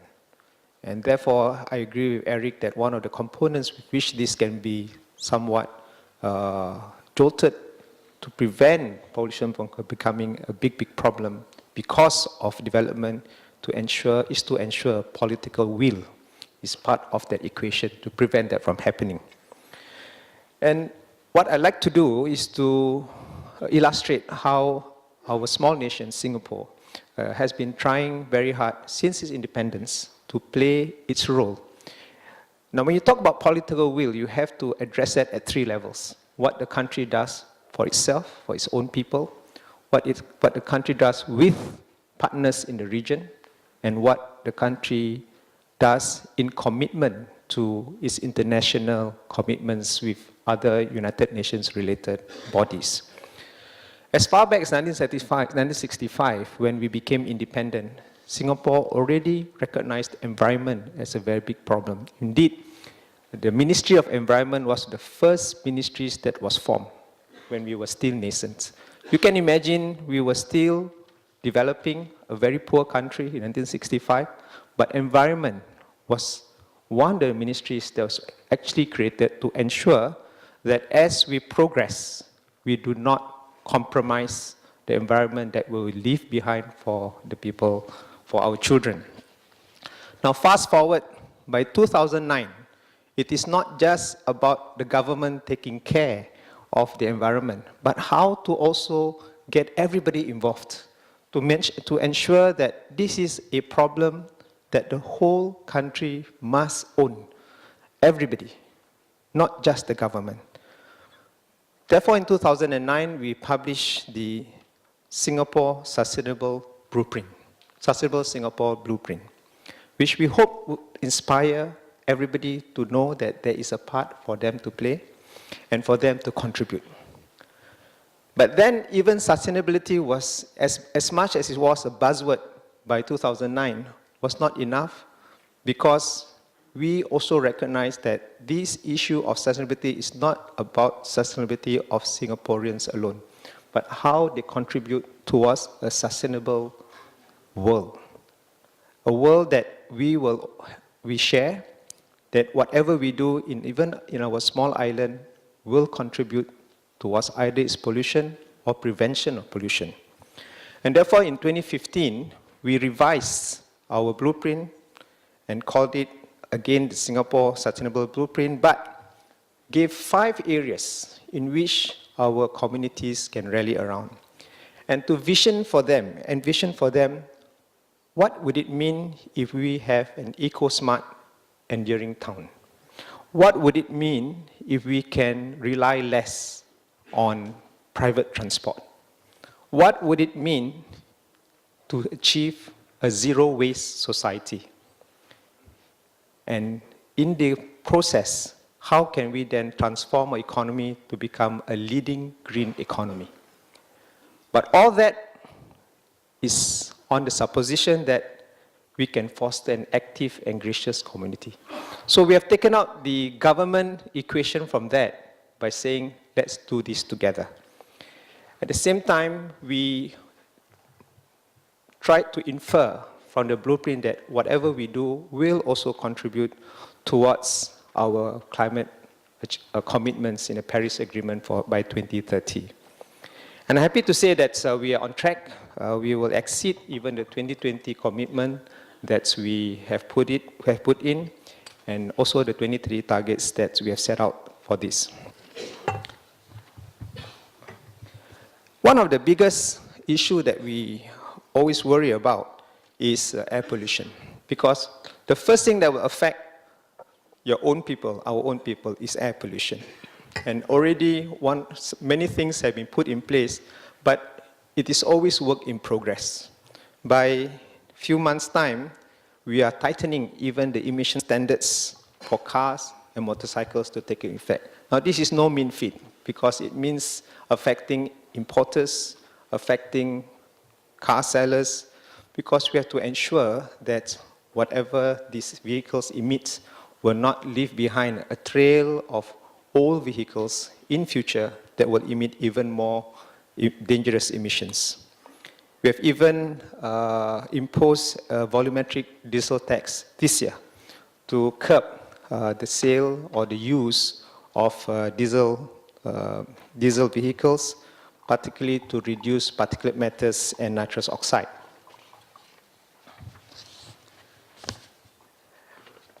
But we also recognize that the pollution that people suffer from also has issues around transboundary pollution. And when we talk about transboundary pollution, it means transmission through the air, even by land and through water. And national boundaries, just like internet, is easily penetrable by pollution. In Southeast Asia, unfortunately, for the longest time, there had been less or poor regulation of land. And I think right now, many of the countries have recognized why we need to do it better. And even President Jokowi, I think he has to be complimented by taking leadership recently to ensure that land reform and land use for plantations particularly is better managed. And we are already seeing the effect for the last 2 years. There's been very little haze that's been crossing transboundary. Now, we therefore believe that working at a regional level is very important. The cooperation that we get from each other to ensure that what we try to extract the benefit for our own country will not inevitably affect the wellness, the well-being of other countries in our neighborhood. And I think ASEAN is well on the way to achieve a 2020 haze-free vision. And that's in no small way contributed by every country, particularly our friends from Indonesia, who's put in all the regulations. And we can empathize that it is a very big country and difficult country to regulate, but they have done very well. And I'm glad Eric also has put in a lot of initiatives to encourage, to motivate everybody in the region to ensure that we do not produce this anymore. At the same time, we recognize the role of civil societies, even in our country, to ensure that people are aware that what you buy is what you breathe. You finally end up breathing what you buy, because you cannot just support the products of unsustainable production of land used in wrong ways. Finally, cooperation at the international level. Bodies like UN Environment, UN ESCAP play a very big role to ensure that everybody are aware. Governments will take the full commitments to act and to ensure that we can strengthen intergovernmental cooperation in addressing anything, particularly those that affect transboundary haze. So I'm encouraged that UN continues to recognize transboundary pollution as an environmental challenge, and I'm glad that Eric has put this in perspective. It's a small problem compared to many other problems we have solved, and therefore it is something we can solve together. And we can see this in many documents produced by UN Environment, including the 2016 Global Environment Outlook and regional reports. I would also like to say that as a small island state, that we are very vulnerable to climate change, and that under the Paris Agreement, Singapore has committed to reduce our emission intensity by 36% by 2030 and to level off by then. And one of the things that we have done, we would never have thought we could pull it off, is to announce a carbon tax that will be effective from 2019 onwards. And this will complement the very many things that the government is doing to ensure that our industries do not inevitably also contribute to the greenhouse effect that everyone is trying to mitigate. And finally, our part that I thought I could share with everybody is to provide training for government officials around the world through our Singapore Cooperation Program. This is available to every government. All we have to do is to make sure your officials land in Singapore, and we'll take care of the rest of it. And part of this training is in environment management, waste management, even water management. And we like to share our experience of managing an urban, densely populated country that can develop even without resources, but does not always mean we have to pollute the environment in the process. So thank you very much for allowing me to share this, to share our experience, and I hope to also learn from the rest of the panel. Thank you. Thank you, Minister Zulfikar. And thank you also for discipline which political leaders often don't exhibit, of keeping to more or less to the time. I just do want to say that we are limited in time, so we're allowed actually 5 minutes each, and if I may ask you to try and remain within that, I'd really appreciate it. Minister Dorji, you know, laws are important, commitments and conventions and treaties are important, but behavioral change at the national level is probably the critical factor. And there's probably no country in the world that has done what Bhutan has done, to look into itself and to try and define a new kind of, if you like, indicator of progress, of what a good life is. And I'd like you very much to tell us a little bit about GNH and the kind of approaches you are exploring in order to deal with these issues of resource efficiency and pollution freedom, which I think your country already has achieved. So maybe you don't have very much to say, but do you have a mic? Yes, please.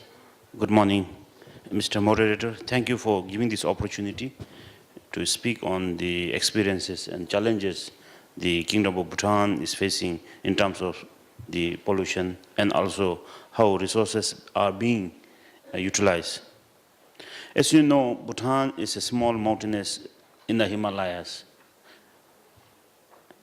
Like 15 years ago, we didn't have that much problem.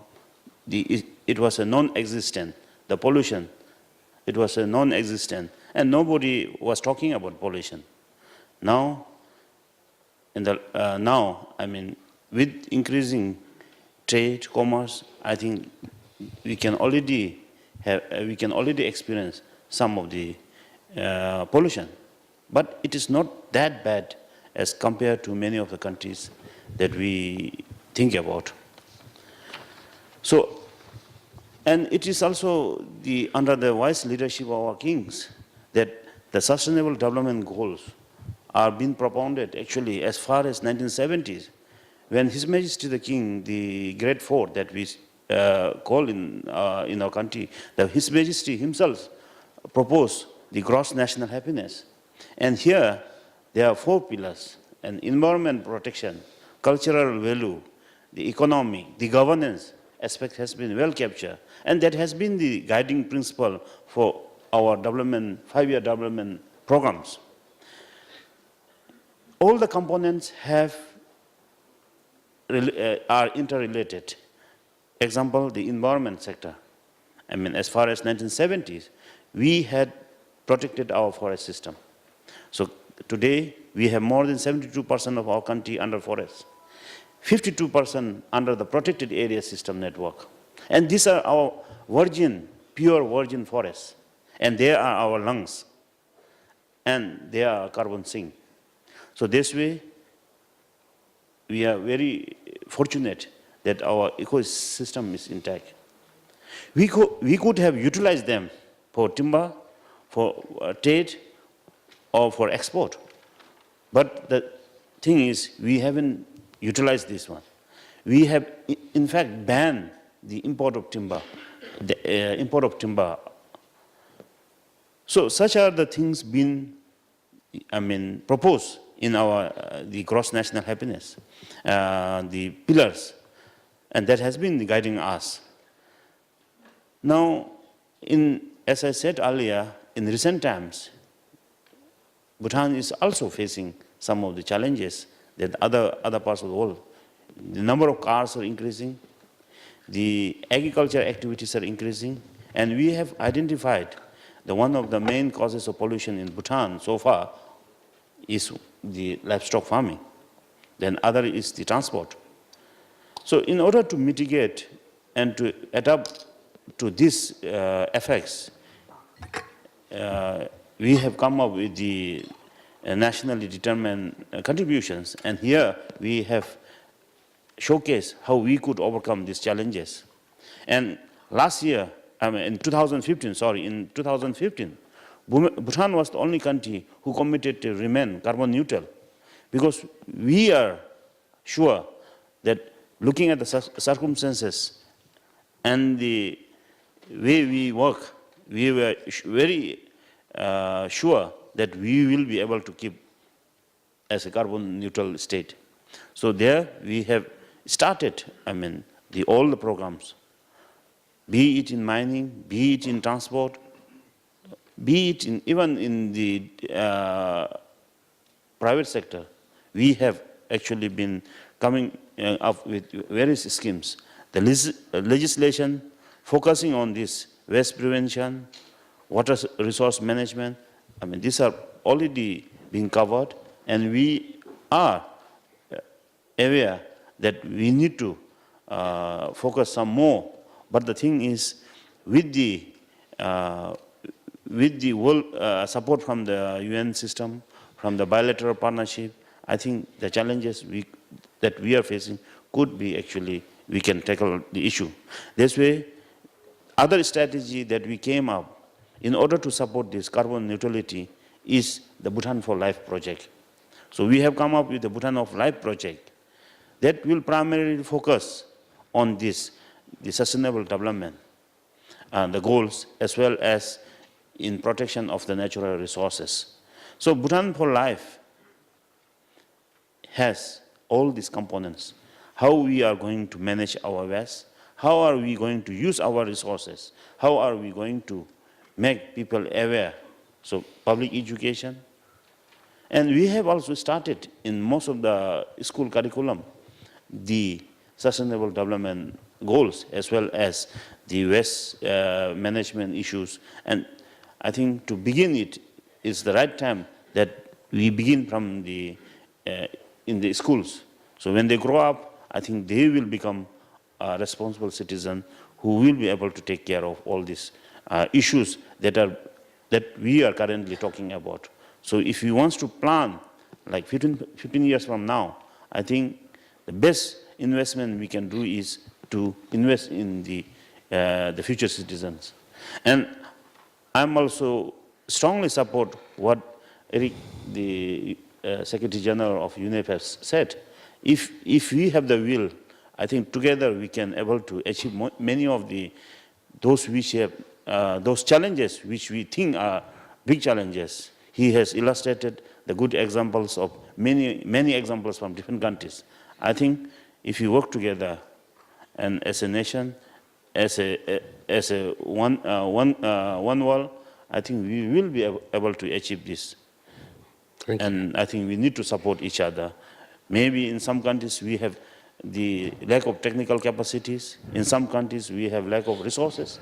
But I think if we can pull together and if we work together, I think Asia-Pacific region in particular will be able to demonstrate to the world that we can do it together. Thank you. Thank you, Minister Dorji. One of the most memorable moments in my life was when I was talking to a young 14-year-old 8th class Bhutanese school boy who described his day at school to me and how the whole thing was centered on mindfulness and how he wanted to be a good citizen of the world. And it was a very important lesson for me. Just a young boy who really had more or less thought about the things that you're just talking about. So you have a great future. I think your country is doing very well. Minister Thibault, you know, Kiribati has such an enormous contribution in mobilizing small island states and really bringing to the fore the whole issue of climate change, sea level rise, and all the things that go with those. May I ask you to give us your 5 minutes worth of advice on how you managed so well to mobilize the world. Now, how do we do it? Thank you, Moderator. As I said, for the information of distinguished delegates, I come from a small, low-lying atoll nation, Kiribati, which is comprised of 33 small islands scattered in a large ocean with a total land area of only 811 square kilometers. Kiribati is only 3 meters average height above sea level. And the people depend on freshwater lands for our daily water consumption needs.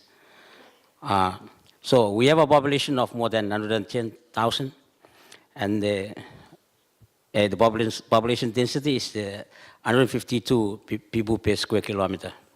We have a very fragile ecosystem, limited capacity to dispose both in terms of land space and the technical know-how. Safe disposal of waste is a critical issue for my country, and hence the need to concentrate on sustainable production, minimization, and recycling in Kiribati. Distinguished delegates, Kiribati is well known globally as one of the most vulnerable countries in terms of sea level rise due to climate change. What is also well known is our vulnerability to the impact of waste generated by modern consumption and production patterns that we have been led to adopt, and which in turn affect the health of our people and environment. There is simply nowhere to manage and dispose modern waste safely in atoll countries.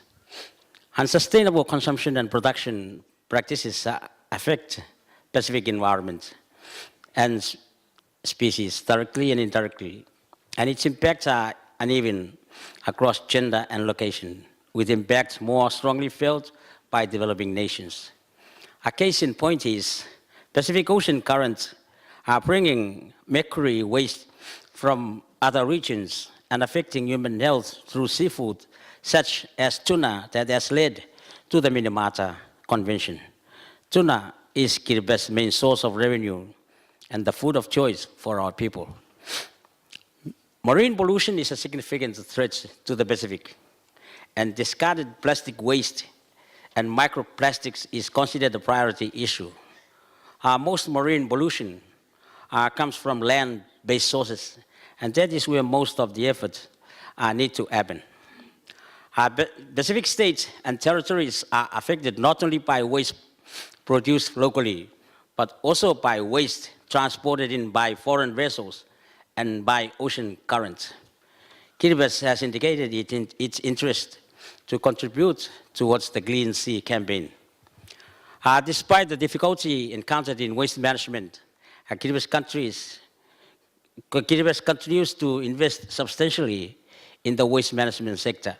In 2000, the government reviewed the Environment Act 1999 and was passed in 2007. The amended Environment Act provides a framework on environmental protection, including waste and pollution management, that includes a provision which includes the sorting of waste from source. Just recently, the Maritime Act 2017 has been passed by Parliament this year and is to provide for the prevention of pollution to the marine environment and for responses to marine pollution incidents emanating from vessels and other matters related to the implementation of International Marine Pollution Conventions and for related pollutions. The Kokimange recycling project, which exports aluminum cans, PET bottles, and wood cell batteries, continues to be a success and provides a model both nationally and regionally. A baling price machine purchased under the New Zealand Aid project was installed in 2012 at the Kokimange site. In the energy sector, Pacific Island countries are among those with the highest vulnerability to the impact of oil price fluctuation. However, Pacific nations are already committing to energy independence. Several renewable energy projects are active in the Pacific Island region.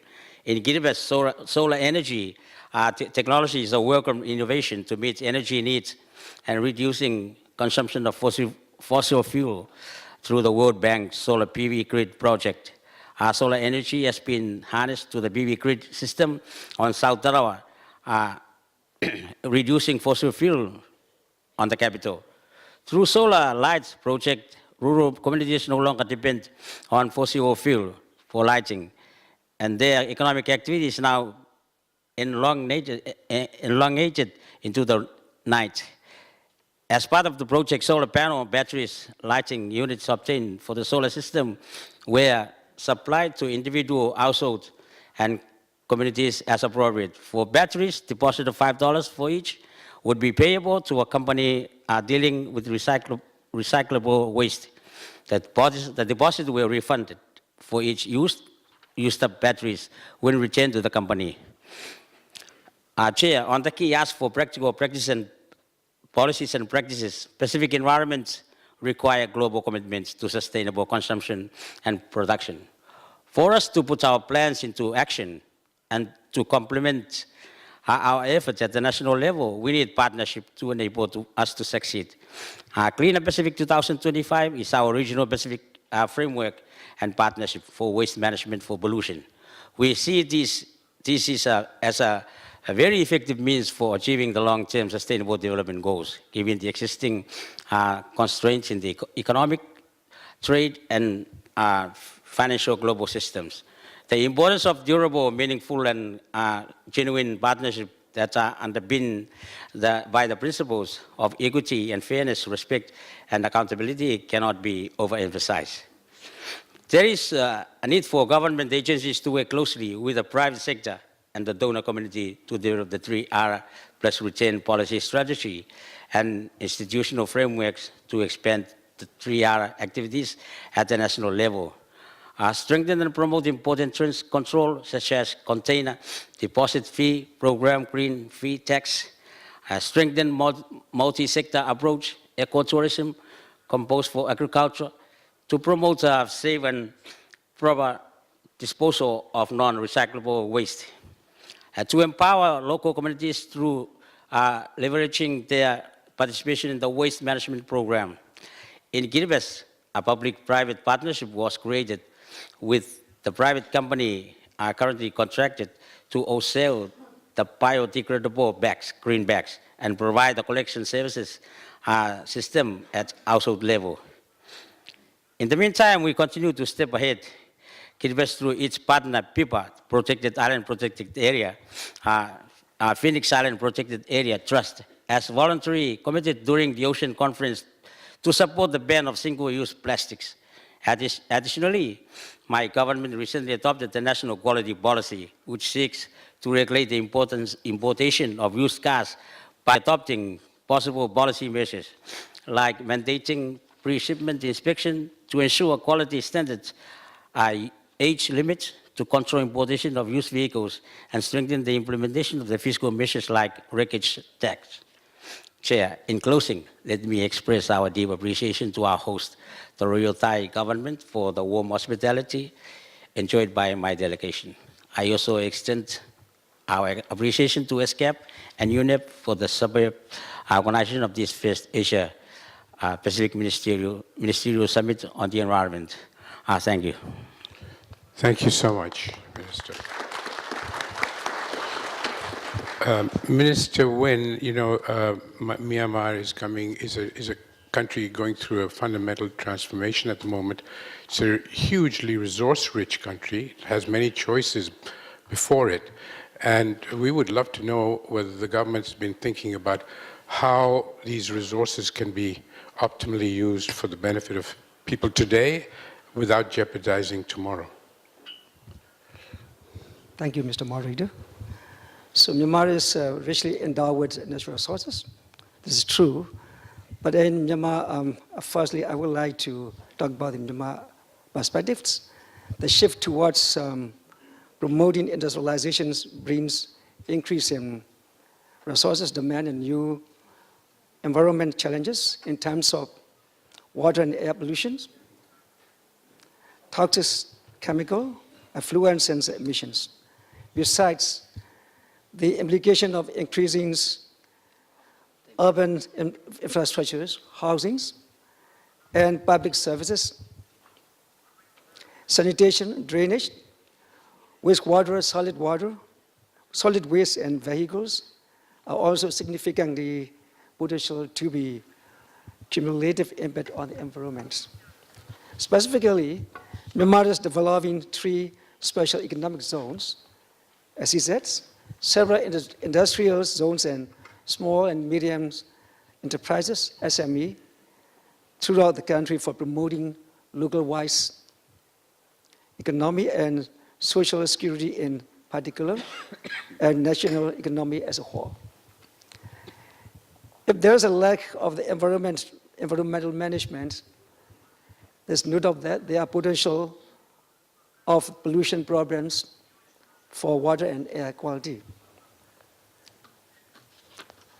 So the lack of the proper management and modern technologies for treatment of industrial waste, emissions from vehicles and machinery, and storage, transport, and disposal of toxic chemicals, and hazardous waste in urban areas are particular challenges, especially in Myanmar. Recognizing the challenges of potential pollution and high demand of resources to be addressed, the visions in the National Environmental Policy Framework, Myanmar is a clean environment with healthy and functioning ecosystem, ensuring inclusive development and well-being for all people in Myanmar with long-run goal. The priority of Myanmar is lower carbon and green economic development, and this will help ensure healthy and functioning ecosystem and living environment for all people. In order to be a resource efficiency country, through promotion green investments, the green economic policy framework is currently being finalized to ensure greener investments. Let's invest from brown investments to support sustainable economic development. It will help Myanmar grantee environmental sustainability, resource efficiency, waste minimizations, fresh water and ocean safeguards, healthy ecosystems and environments. For the waste management, we have developed national waste management strategies and action plan with the vision, sustainable, green, clean and healthy environment towards a brighter future for Myanmar. The strategy is focusing on subsequent 5 key goals: extending sound waste management practice for all types of waste, to eliminate uncontrolled treatment, disposals of open burning, promote waste minimizations, reuse, recycle, and recovery to establish a resource circular society, ensure sound financings for securing sustainable sources of revenue for waste sectors, awareness raising, advocacy and capacity building, and compliance monitoring, enforcement and recognitions. Under the strategy, Myanmar initiated the establishment of waste-to-energy plant in Yangon, a commercial city of our country, in collaboration with Japanese government in Myanmar and world. Be upskilling for other cities in order to be efficiency of resources and pollution control. At the same time, we have finalized the Myanmar climate change strategy and action plans in order to build climate resilience and low carbon pathways towards inclusive sustainable development. Investment in climate resilience and low carbon development pathway and adoption of environmentally sound technologies at an early stage can provide sustainable and resource-efficient opportunities for socio-economic development. Infrastructure, human resources, and technical requirements for cleaner technologies process, appropriate sectoral laws and rules for effective enforcement, comprehensive monitoring system, survey and study for database surveys or the essential requirement to mainstream policy frameworks into development and its implementation. We pay great attention to promote cooperation with international organizations. So I'm convinced that Myanmar is on the way toward a brilliant future in terms of resource efficiency and pollution reduction in the light of sound environmental governance in collaboration with all walks of life. Thank you. Thank you so much.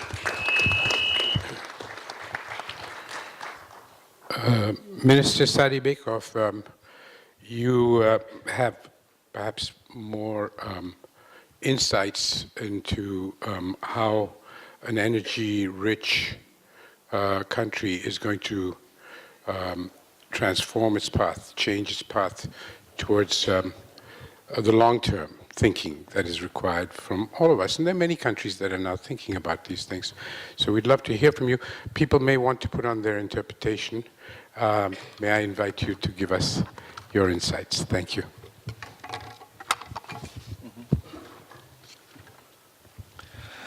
Спасибо большое за предоставленное слово, господин модератор. Я сегодня хотел поделиться мыслями о роли и возможности применения ВИА и энергоэффективных технологий и меры и политика важности энергоэффективности в будущем. Зеленая экономика является одним из важных инструментов устойчивого развития нашей страны. Казахстан уже на протяжении 4 лет реализует концепцию по переходу к зеленой экономике, которая охватывает 6 основных направлений. Но я сегодня остановлюсь на 2 приоритетных. Это в первую очередь повышение энергоэффективности. Второе – это развитие альтернативной энергетики. Достижение данных целей потребует у Казахстана глубокой траектории изменения экономики и модернизации промышленного сектора, и не только промышленного сектора, в первую очередь это электроэнергетика, это коснется и сельского хозяйства, и других немаловажных секторов экономики. В результате к 2050 году концепция рассчитана на развитие Казахстана на пути зеленой экономики до 2050 года. Мы должны достигнуть значительного сокращения выбросов загрязняющих веществ.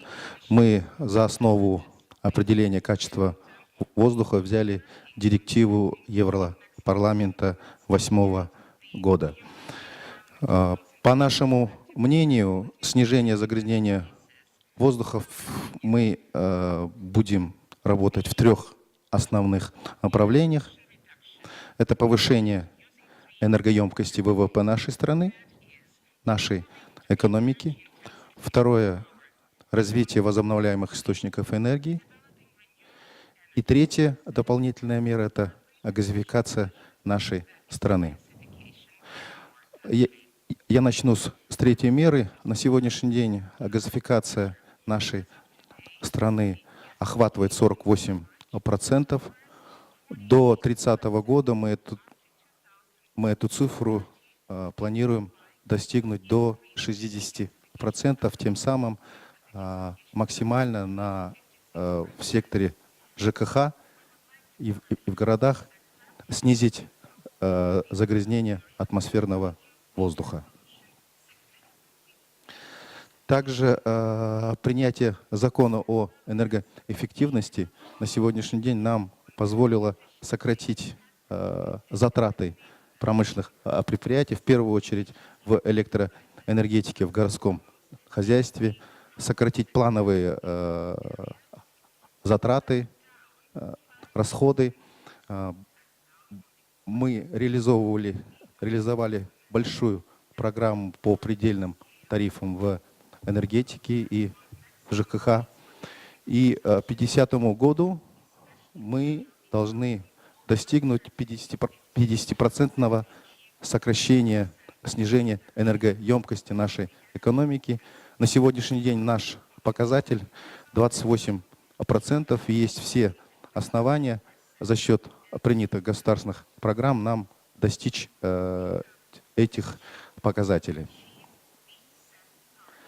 Также за счет применения ресурсосберегающих технологий, нормативов и повышения требований к нашим природопользователям, 6-17 годы мы сократили сжигание попутного нефтяного газа с 3 миллиардов кубометров тонн в год до 1 миллиарда, и эта работа у нас ведется на очень эффективном уровне. Министерством энергетики были проведены исследовательские работы Foresight, и мы посмотрели на будущее, как будет развиваться топливно-энергетический сектор. И как говорил господин Солхейм, мы знаем, что в ближайшие десятилетия потребление нефти уменьшится, и Казахстан, смотря в будущее, взял политику по развитию альтернативных источников энергии. Согласно нашей программе, к 2010 году к 2020 году мы достигнем доли 3%. Это возобновляемые источники энергии: ветряная, солнечная, электрогенерация и малые гидроэлектростанции. К 2030 году мы планируем достигнуть 10%, а к 2050 году 50%. Это достаточно амбициозные задачи, но этому способствует принятие с 2009 года ряда законов по развитию возобновляемых источников энергии. Мы в Казахстане постарались создать благоприятные условия для инвестирования и стимулирования данного направления. Мы смогли быстро запустить рынок возобновляемых источников энергии за счет преференций. У нас действуют фиксированные тарифы, которые позволяют инвесторам быстро вернуть свои вложенные деньги. И политика в Казахстане по снижению загрязнения воздуха ведется на системном уровне. И этому подтверждение проведения выставки Экспо-17 на тему «Энергия будущего». Также Казахстан на международном уровне инициировал инициативу создания на базе, на инфраструктуре Экспо-17 центра зеленых технологий, который позволит на сегодняшний день достичь тех результатов по снижению и улучшению экологической обстановки не только у нас в стране, но и в целом в регионе. Также я хотел отметить Казахстан как сторона, являющаяся Парижского соглашения. Мы к 30 году взяли на себя обязательство 15% сократить выбросы парниковых газов. Мы первая страна среди стран Восточной Европы, Кавказа и Центральной Азии, которая запустила систему торговли парниковых газов. Это 13-15 годы. На сегодняшний день мы приняли ряд нормативных документов изменения законодательства, чтобы стимулировать наши предприятия к переходу к чистым технологиям. И с 2018 года мы запускаем данную систему. Это нам позволит на сегодняшний день те амбициозные цели, которые Казахстан перед собой ставит, достигнуть и реализовать, и выполнить наши международные обязательства. Спасибо.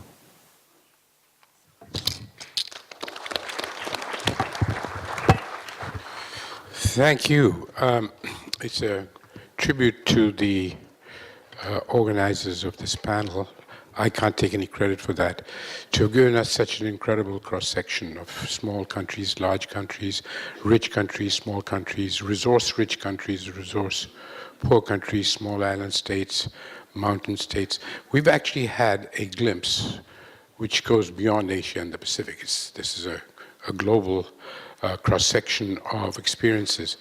Now we have two hosts from ESCAP and UN Environment, and I'm going to ask them to react. They have 5 minutes each. Dr. Shamshad Akhtar, may I invite you to... would Eric like to say it first? Go ahead. All right, Eric. 2 years back, the United Nations agreed upon the Sustainable Development Goals. There are 17 of them, which basically no one can remember. No one can remember 17 goals. But at the end, they boil down to two: people and planet. Providing education, health, bringing people out of poverty, bringing everyone into prosperity, and doing that at the same time, protecting the oceans, the rainforests, the mountains, protecting the planet. So if we can focus on these two, people and planet, we will do well. And here we heard a number of remarkable examples of that.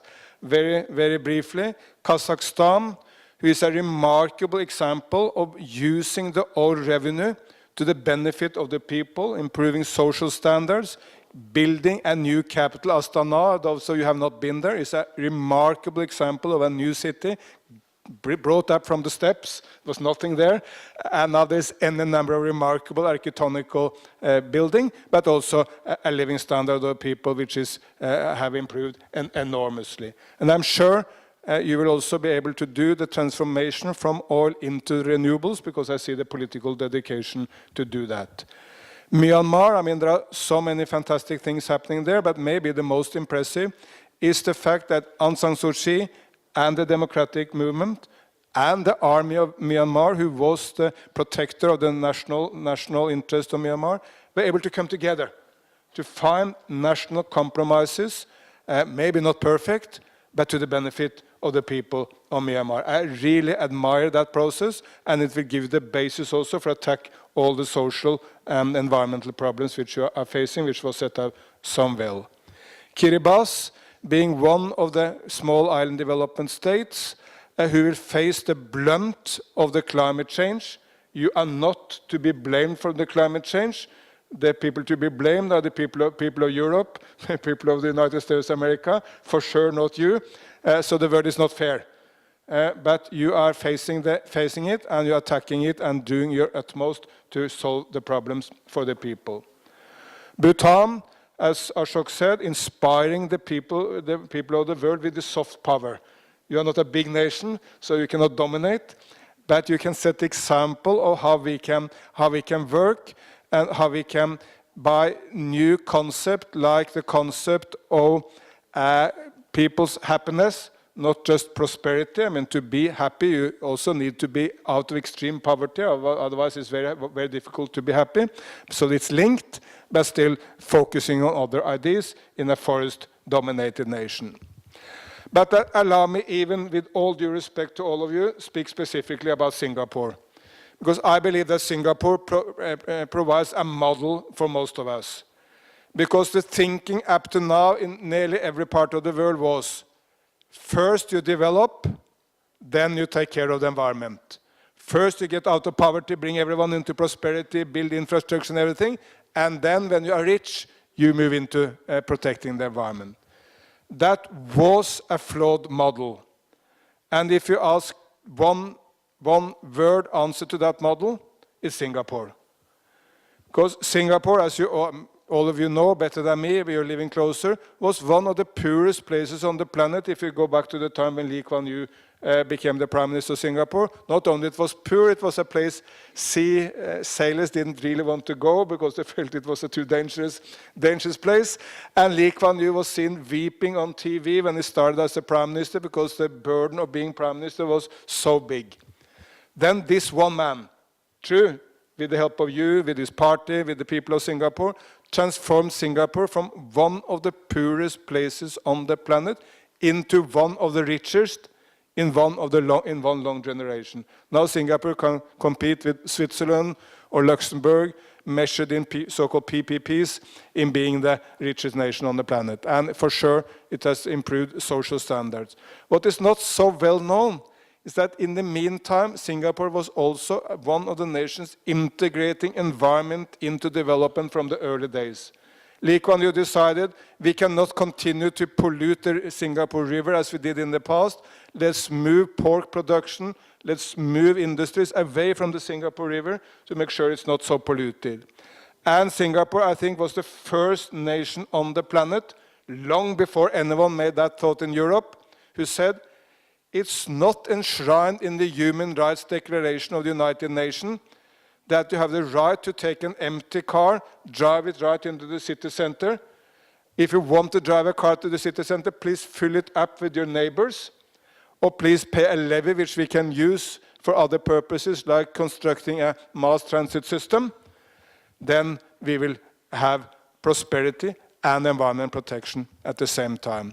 So when people claim you cannot do environment and development at the same time, I give one answer, Singapore. And now Singapore is one of the greenest cities, not just in Asia, it's one of the greenest cities in the world, one of the least polluted cities in the world, a very, very human-friendly city. Most of you would have been there and seen for yourself. But this is just for one reason, good political leadership sustained through decades. So it's so inspiring to the rest of us. And if you allow me at the end, I remember I saw an interview with your Prime Minister who was asked a question which I have many times also quoted to my people back home in Norway. He was asked, what is the ideology of Singapore? What is the ism of Singapore? And he said, we have just one ism in Singapore. For sure it's not communism, nor is it socialism. I'm a socialist, but they said no socialism. Nor is it conservatism, nor is it liberalism. We have one ism in Singapore, that is pragmatism. When we see something working, we do more of it. When we see something which do not work, well, we try to avoid repeating our mistake and we try to do something else. And I think that should inspire all of us, because when we now embrace this huge task of making a pollution-free planet, we will need this spirit of pragmatism, finding solutions, building upon the successes. When we see success in some nation, let's do it in some other nation. If we do something which is wrong, well, we repeat our mistakes and try not to avoid it, try not to avoid doing it again. So this panel is any amount of good stories to tell to the world. Singapore may be the star, but Kazakhstan, Myanmar, Kiribati, and Bhutan, we can learn from all of you, and thank you for setting out your issues. Thank you so much. Thank you, Eric.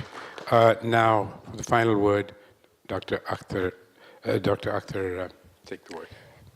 Thank you very much, and as everybody has echoed, it's been fascinating listening to the case histories or the approaches and the modalities adopted. And what's fascinating is that we have heard the storyline from the small economies, the distress rates on the front line, Kiribati, and then of course Kazakhstan, which is striving to now move to a high income stage from its present richness itself. And of course, each country has had a kind of a different, or has had economic and social diversity, but also it has been at a different level of resource richness or resource shortages. So I think we have heard remarkable stories, but also we have benefited from the inspirational messages of Eric, both in the beginning as well as now picking up from each country. So I'm not going to delve into the virtues of what we have heard, but try to take out some of the take-home messages from what we have heard this morning.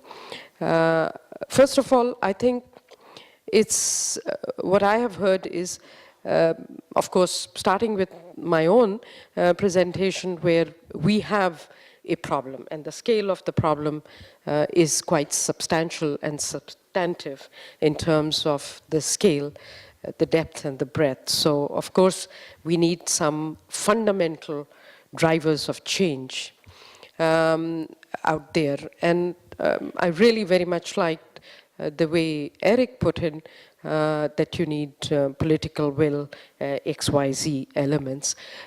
Basically, what he's captured is the theory of change. And that theory of change has come out in this panel quite effectively. So I think we've had a pretty holistic treatment of what I would say the theory of change. And I think Eric pointed out that Singapore singularly stands out from day one in terms of integrating environmental concern or people's concern and planet's concern together. So it is important as we go forward is to recognize that transformation agenda is huge, but transformation agenda will gain more momentum from transforming the nature of alliances. And that's what we are capturing here. That's one thing. And then what is important is that we have to lead the change from top, but it has to be backed by bottom, which is very important message that came out. Second thing is, I think we have to stop having segmentation of the sectors and segmented parts of the government operating separately. I remember from my brief days in the cabinet and economic councils, and I'm sure all of you have had experience, environment ministries were kind of, with the exception of some that we have heard, were kind of out there in the cabinet in the corner.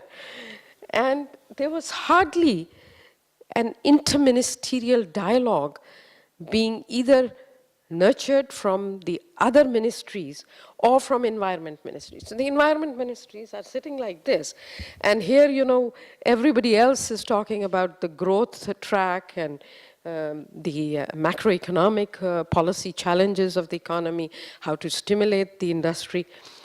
I think what's important is to have the whole of the government machineries work on the people and the planetary challenges, which is what the Sustainable Development Agenda is.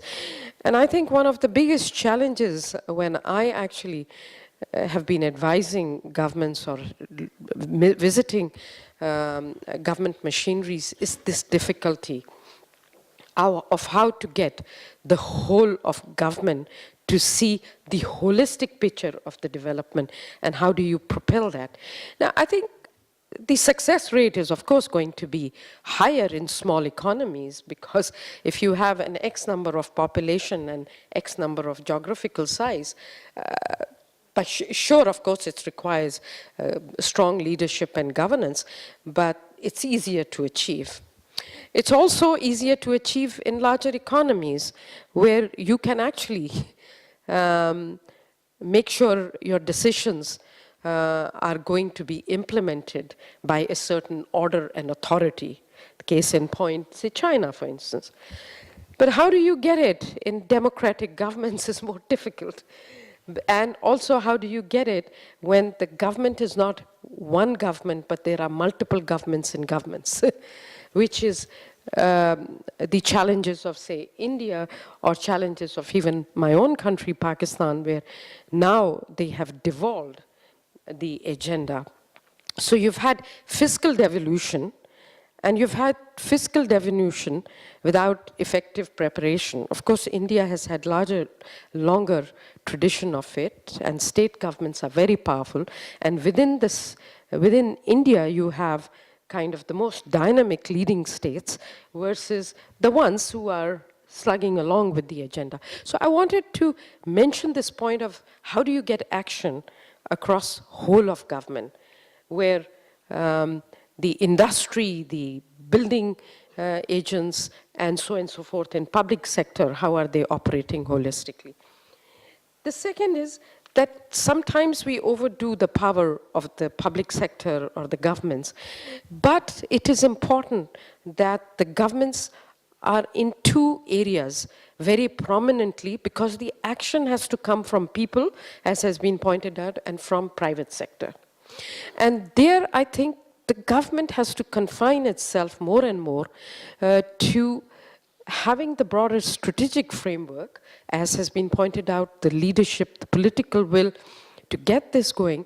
But there are two important areas where government has a huge responsibility to get the policy and incentive regimes right, and to have the financial intermediation process serving that and be responsive to that, because without financing you won't get anywhere. A second is the regulatory frameworks. I have really difficulty when I see governments not pushing for stronger institutions. In fact, weakening institutions and weakening judicial systems. So I think it's important we also bring in this dialogue the stronger institutions' significance, so that they are thinking through the developing very strong legal and regulatory frameworks, because over the long term, the change is going to come through solid institutions and enforcement. So I wanted to just bring in this perspective that, of course, within small economies, these challenges possibly are perhaps easier to achieve, but of course, integration and mainstreaming environment through a whole of government process is going to be critical, but it has to be backed by stronger institutions, because ultimately the responsibility of innovation, finance, and application that is happening in the industry will be in the hands of the private sector. And the behavioral patterns of the private sectors are much more harder to judge. But today we are in a world where actually private sector is leading by example too. It's innovating, it has taken up corporate social responsibility, it is really mainstreaming sustainable development, and that's where the action on resource efficiency and pollution-free world will be promoted. Thank you. Thank you so much.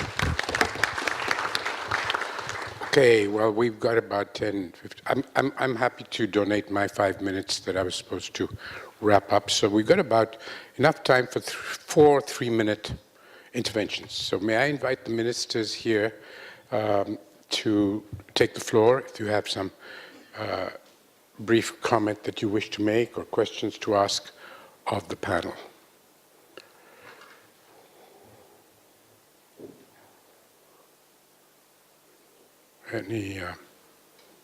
There's one right there. I can't see. Pakistan, please.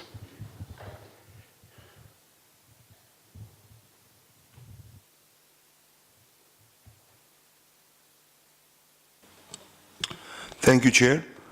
Thank you very much for a very enlightening discussion and bringing such an illustrious panel together. My question is that it is such an ambitious and aspirational agenda towards a pollution-free world. So we just have a little bit of under, 2 months, 3 months before now and UNIA in Nairobi in December this year. I would like either the ED of UN Environment or anybody else in the panel to suggest certain specific measures that the persons who would be going to Nairobi could undertake. I realize that the time is very short, but if you could be given certain, I mean, obviously we'll do national consultations back home to bring forth a national sort of dialogue together. But if any of the luminaries have any ideas specifically that we could undertake in the next 3 months, that would be very nice. Thank you very much. Thank you. Any other points anyone wants to make before I ask the panel? Okay. Eric or anyone else would like to respond to the delegate from Pakistan?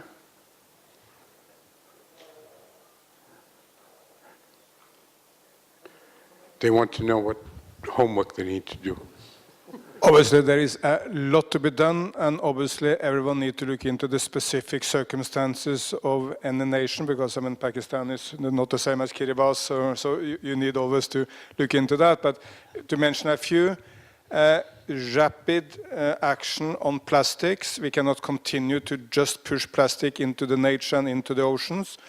The amount of plastic is now astonishing. I mean, a comparison which may be understood by environmentalists, the amount of plastic we have produced on the planet is similar to the weight of 1,000 million elephants. 1 billion elephant is the same as the plastic we have produced. And most of this plastic is not reprocessed, it's not burned into energy even, it's just pushed out somewhere. That must stop. Kenya, our host nation, just last week prohibited plastic bags, and a number of other one-use plastic was immediately implemented in the supermarkets, and the Kenyans are adapting. Indonesia has made the promise of reducing plastics by 70% up to 2025. So it goes on a very, very ambitious target, and I can mention any other examples. I mean, the small African nation of Rwanda, which is of course poorer than nearly any nation in Asia, they have made Kigali one of the cleanest cities on the planet by prohibiting one-use plastic. I remember I asked President Kagame of Rwanda, how did you pull off this? He said, well, all Rwandans historically kept it clean at home. Nearly all Rwandans kept it clean in their own garden. It was just to take that attitude of your home and your garden into the community and find ways of organizing people for that to happen. So if you ask one where we can take immediate strong action, it's on plastic. May I add one more long term, but still, we can move very, very fast on electrical mobility in the cities. Asia, by and large, is a very urbanized place. More than half of humanity are now living in cities. Very soon, 60% of humanity will be living in cities. There are varieties among the nations, but still many nations are very urbanized. The sooner we can move into to bicycles, electrical motorbike, electrical vehicles, electrical buses, the faster we can achieve reductions in air pollution in the big Asian cities. It's not just about that, but that's a key to this. And policies are available. We have been very successful back home in Norway by introducing tax reliefs and rewards for moving in that direction. China is moving very fast in this direction. So there's any policies to apply, but you need governments to regulate market and make rewards for people, and then the private business to deliver the products which we need. And of course, I set out Singapore as an example for how we can act. There are many other areas, but let me just mention these two. Very rapid move on plastics, and more long-term to look into electrical mobility in the cities. These are two of the many issues we need to take on board. Thank you. If there are no more comments from those ministers assembled, yes, from delegate from India. We heard from Eric some time back of the role of corporates. I wanted to underscore that fact. We have an example from India which I thought I might share on resource efficiency. When we decided to replace the LED bulbs, the CFL bulbs with LED, the corporate aspect clearly came out, and we were able to aggregate the entire demand for electric bulbs of the CFL variety. And what happened that a corporate was used to put together and do a mass procurement. So from a 350 rupee to a 400 rupee 7-watt LED bulb, the prices in 2 years have come down to something like 60 to 80 rupees. And in this process, the electricity consumption, the electricity demand of the country has of course come down. And along with that, the use of mercury in the CFL bulbs, that has also been mitigated. And in the process, you can see the startling results that from a manufacture of about 500 to 550 million CFL bulbs, which India used to do until 2 years back, now that production is just down to 200 million. So this is, I think, a good example. Sometimes, of course, in our countries, which are mixed economies, we've also used the government's role. So this corporate was a government company, but similar examples of perhaps government supporting the procurement in its electrification programs, and extending this to maybe fans, air conditioners, even electric mobility can be a good example. I thought I might share this. Thank you. Thank you. That's a very good example. Delegate from Iran. Thank you very much, Mr. Moderator. I thoroughly enjoyed the deliberations by all the panelists, distinguished panelists that just shared some of the achievements and the practices that they have done. A lot have been said regarding the decoupling need for economic growth from environment degradation. That is also in my country's statement as well. But what we seem to be lacking at this stage is real practical models at all different income levels. I thoroughly appreciate the efforts already put in by Singapore, not only by the government, but also by the people, to abide by the economic burdens of, for instance, owning a vehicle is ever so expensive, but when you compare it to other countries, but nevertheless, that right is being granted of the ownership. But using a vehicle is a privilege. It's not that you're free to use your own vehicle at any time. So that certainly signifies the importance of the support coming from the population in the society. And that is the mere challenge that a lot of countries, such as Iran, considered as a mixed country, middle-income countries, are faced. So it's the clash between the right, the human rights, and the privileges when it comes to modern societies. Eric very rightfully said that out in Asia, well over 50% are living in urban areas. In Iran, well over 71% are living in urban areas, and urban areas are rapidly on the growth. And the real predicament that our countries in Asia and Pacific face are the urbanization. The rapid urbanization is really bringing about so fast the lack of resource-efficient use of the space and the breadth to make it more efficient. These are the kind of challenges that we really need to be very much focused on practical models to be duplicated and replicated in different levels in different countries. And thus, I just want to seek the views of the panelists in here, how we can go right about such practices so that the ultimate goal of a pollution-free planet can be very much at hand and reachable. Thank you. Thank you. We have run out of time, but if there's somebody who has a 30-second response, it would be very helpful. Would anyone like to respond to any of the previous interventions or your own discussions?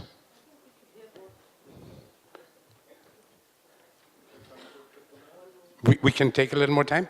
Okay, so does anybody in the panel, maybe I would like to respond to that. You know, many of the things that have come up from the discussions with the panel as well as from the floor point towards a lack on the part of societies, governments really, but the legislative parts of governments as much as the executive parts of government, lack of institutional frameworks that have foresight, that have a job to do to look at the future and what are the possibilities.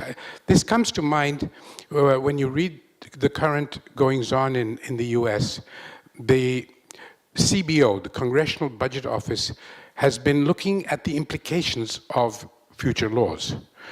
For example, the affordable healthcare law will lead to so many people not being insured, etc. Now we need in our countries a mechanism that looks at the implications of technological or the unintended consequences, if you like, of the kinds of policies we propose. You know, over the last century, we've had 5 or 6 miracle products, DDT, CFCs for air conditioning and foams. We've had leaded petrol, gasoline.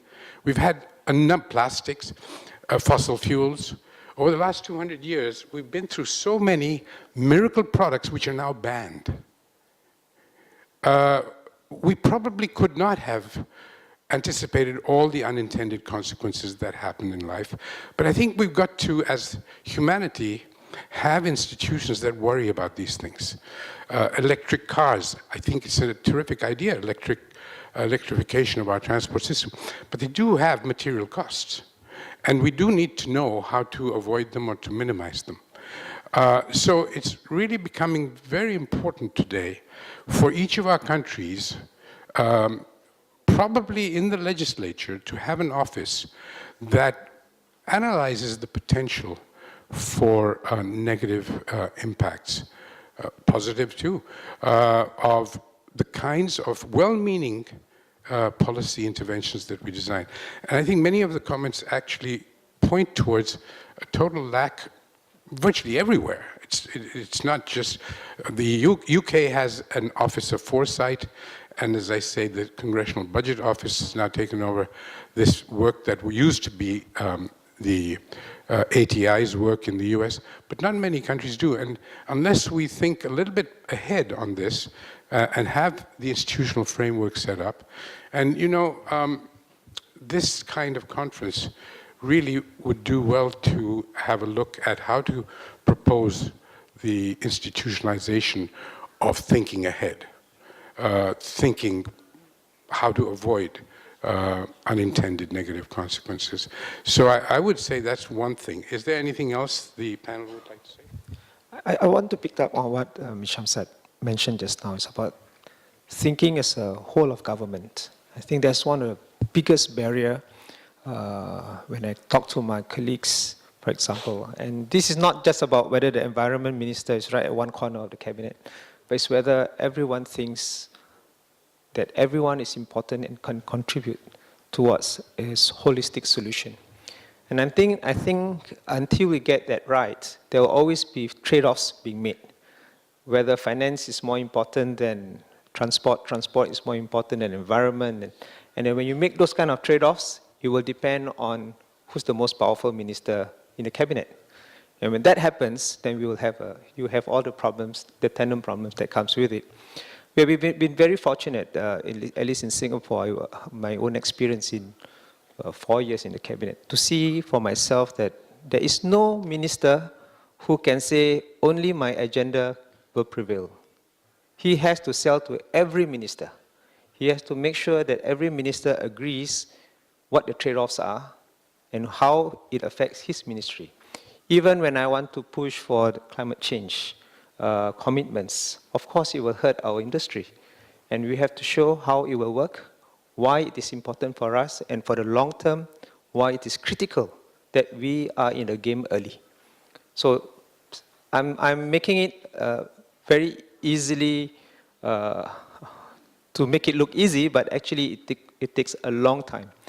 It has been a very long journey even for climate change. And the good thing about what you have to do when you institutionalize it, that even after ministers change, within the ministries there is enough corporate history to be able to continue that debate.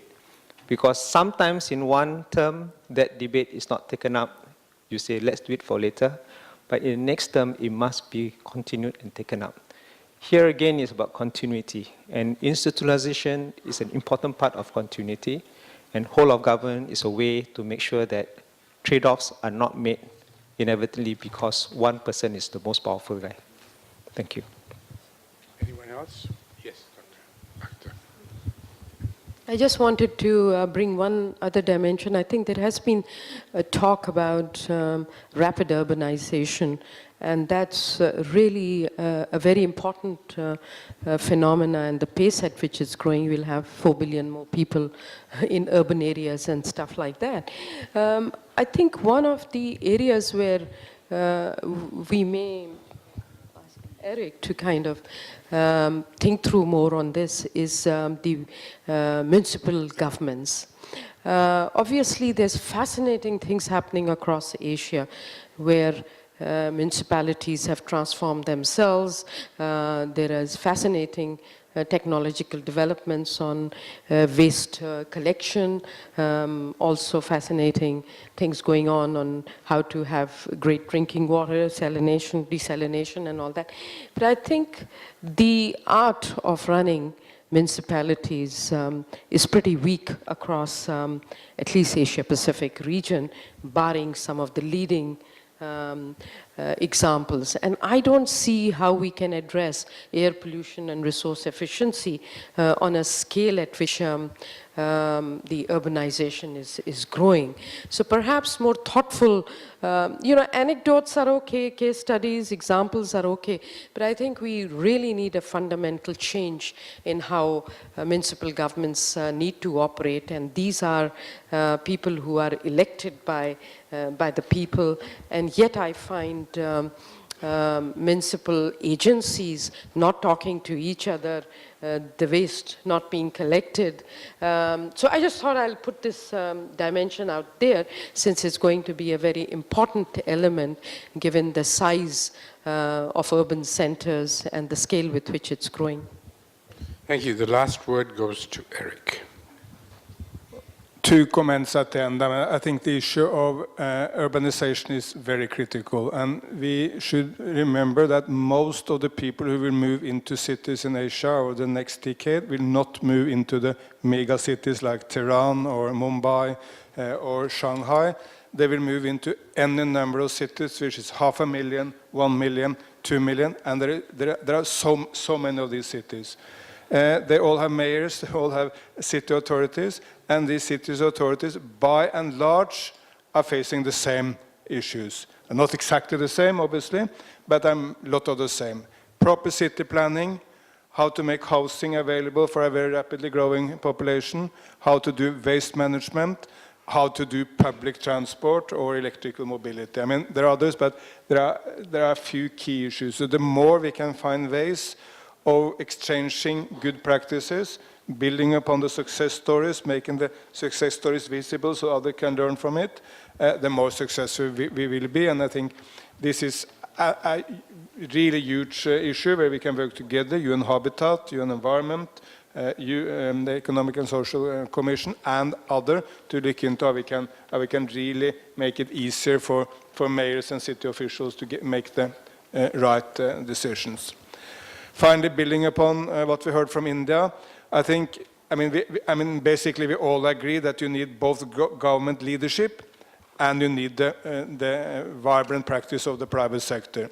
What happened when Prime Minister Modi launched a campaign for LED lamps in India, I think illustrates this very well.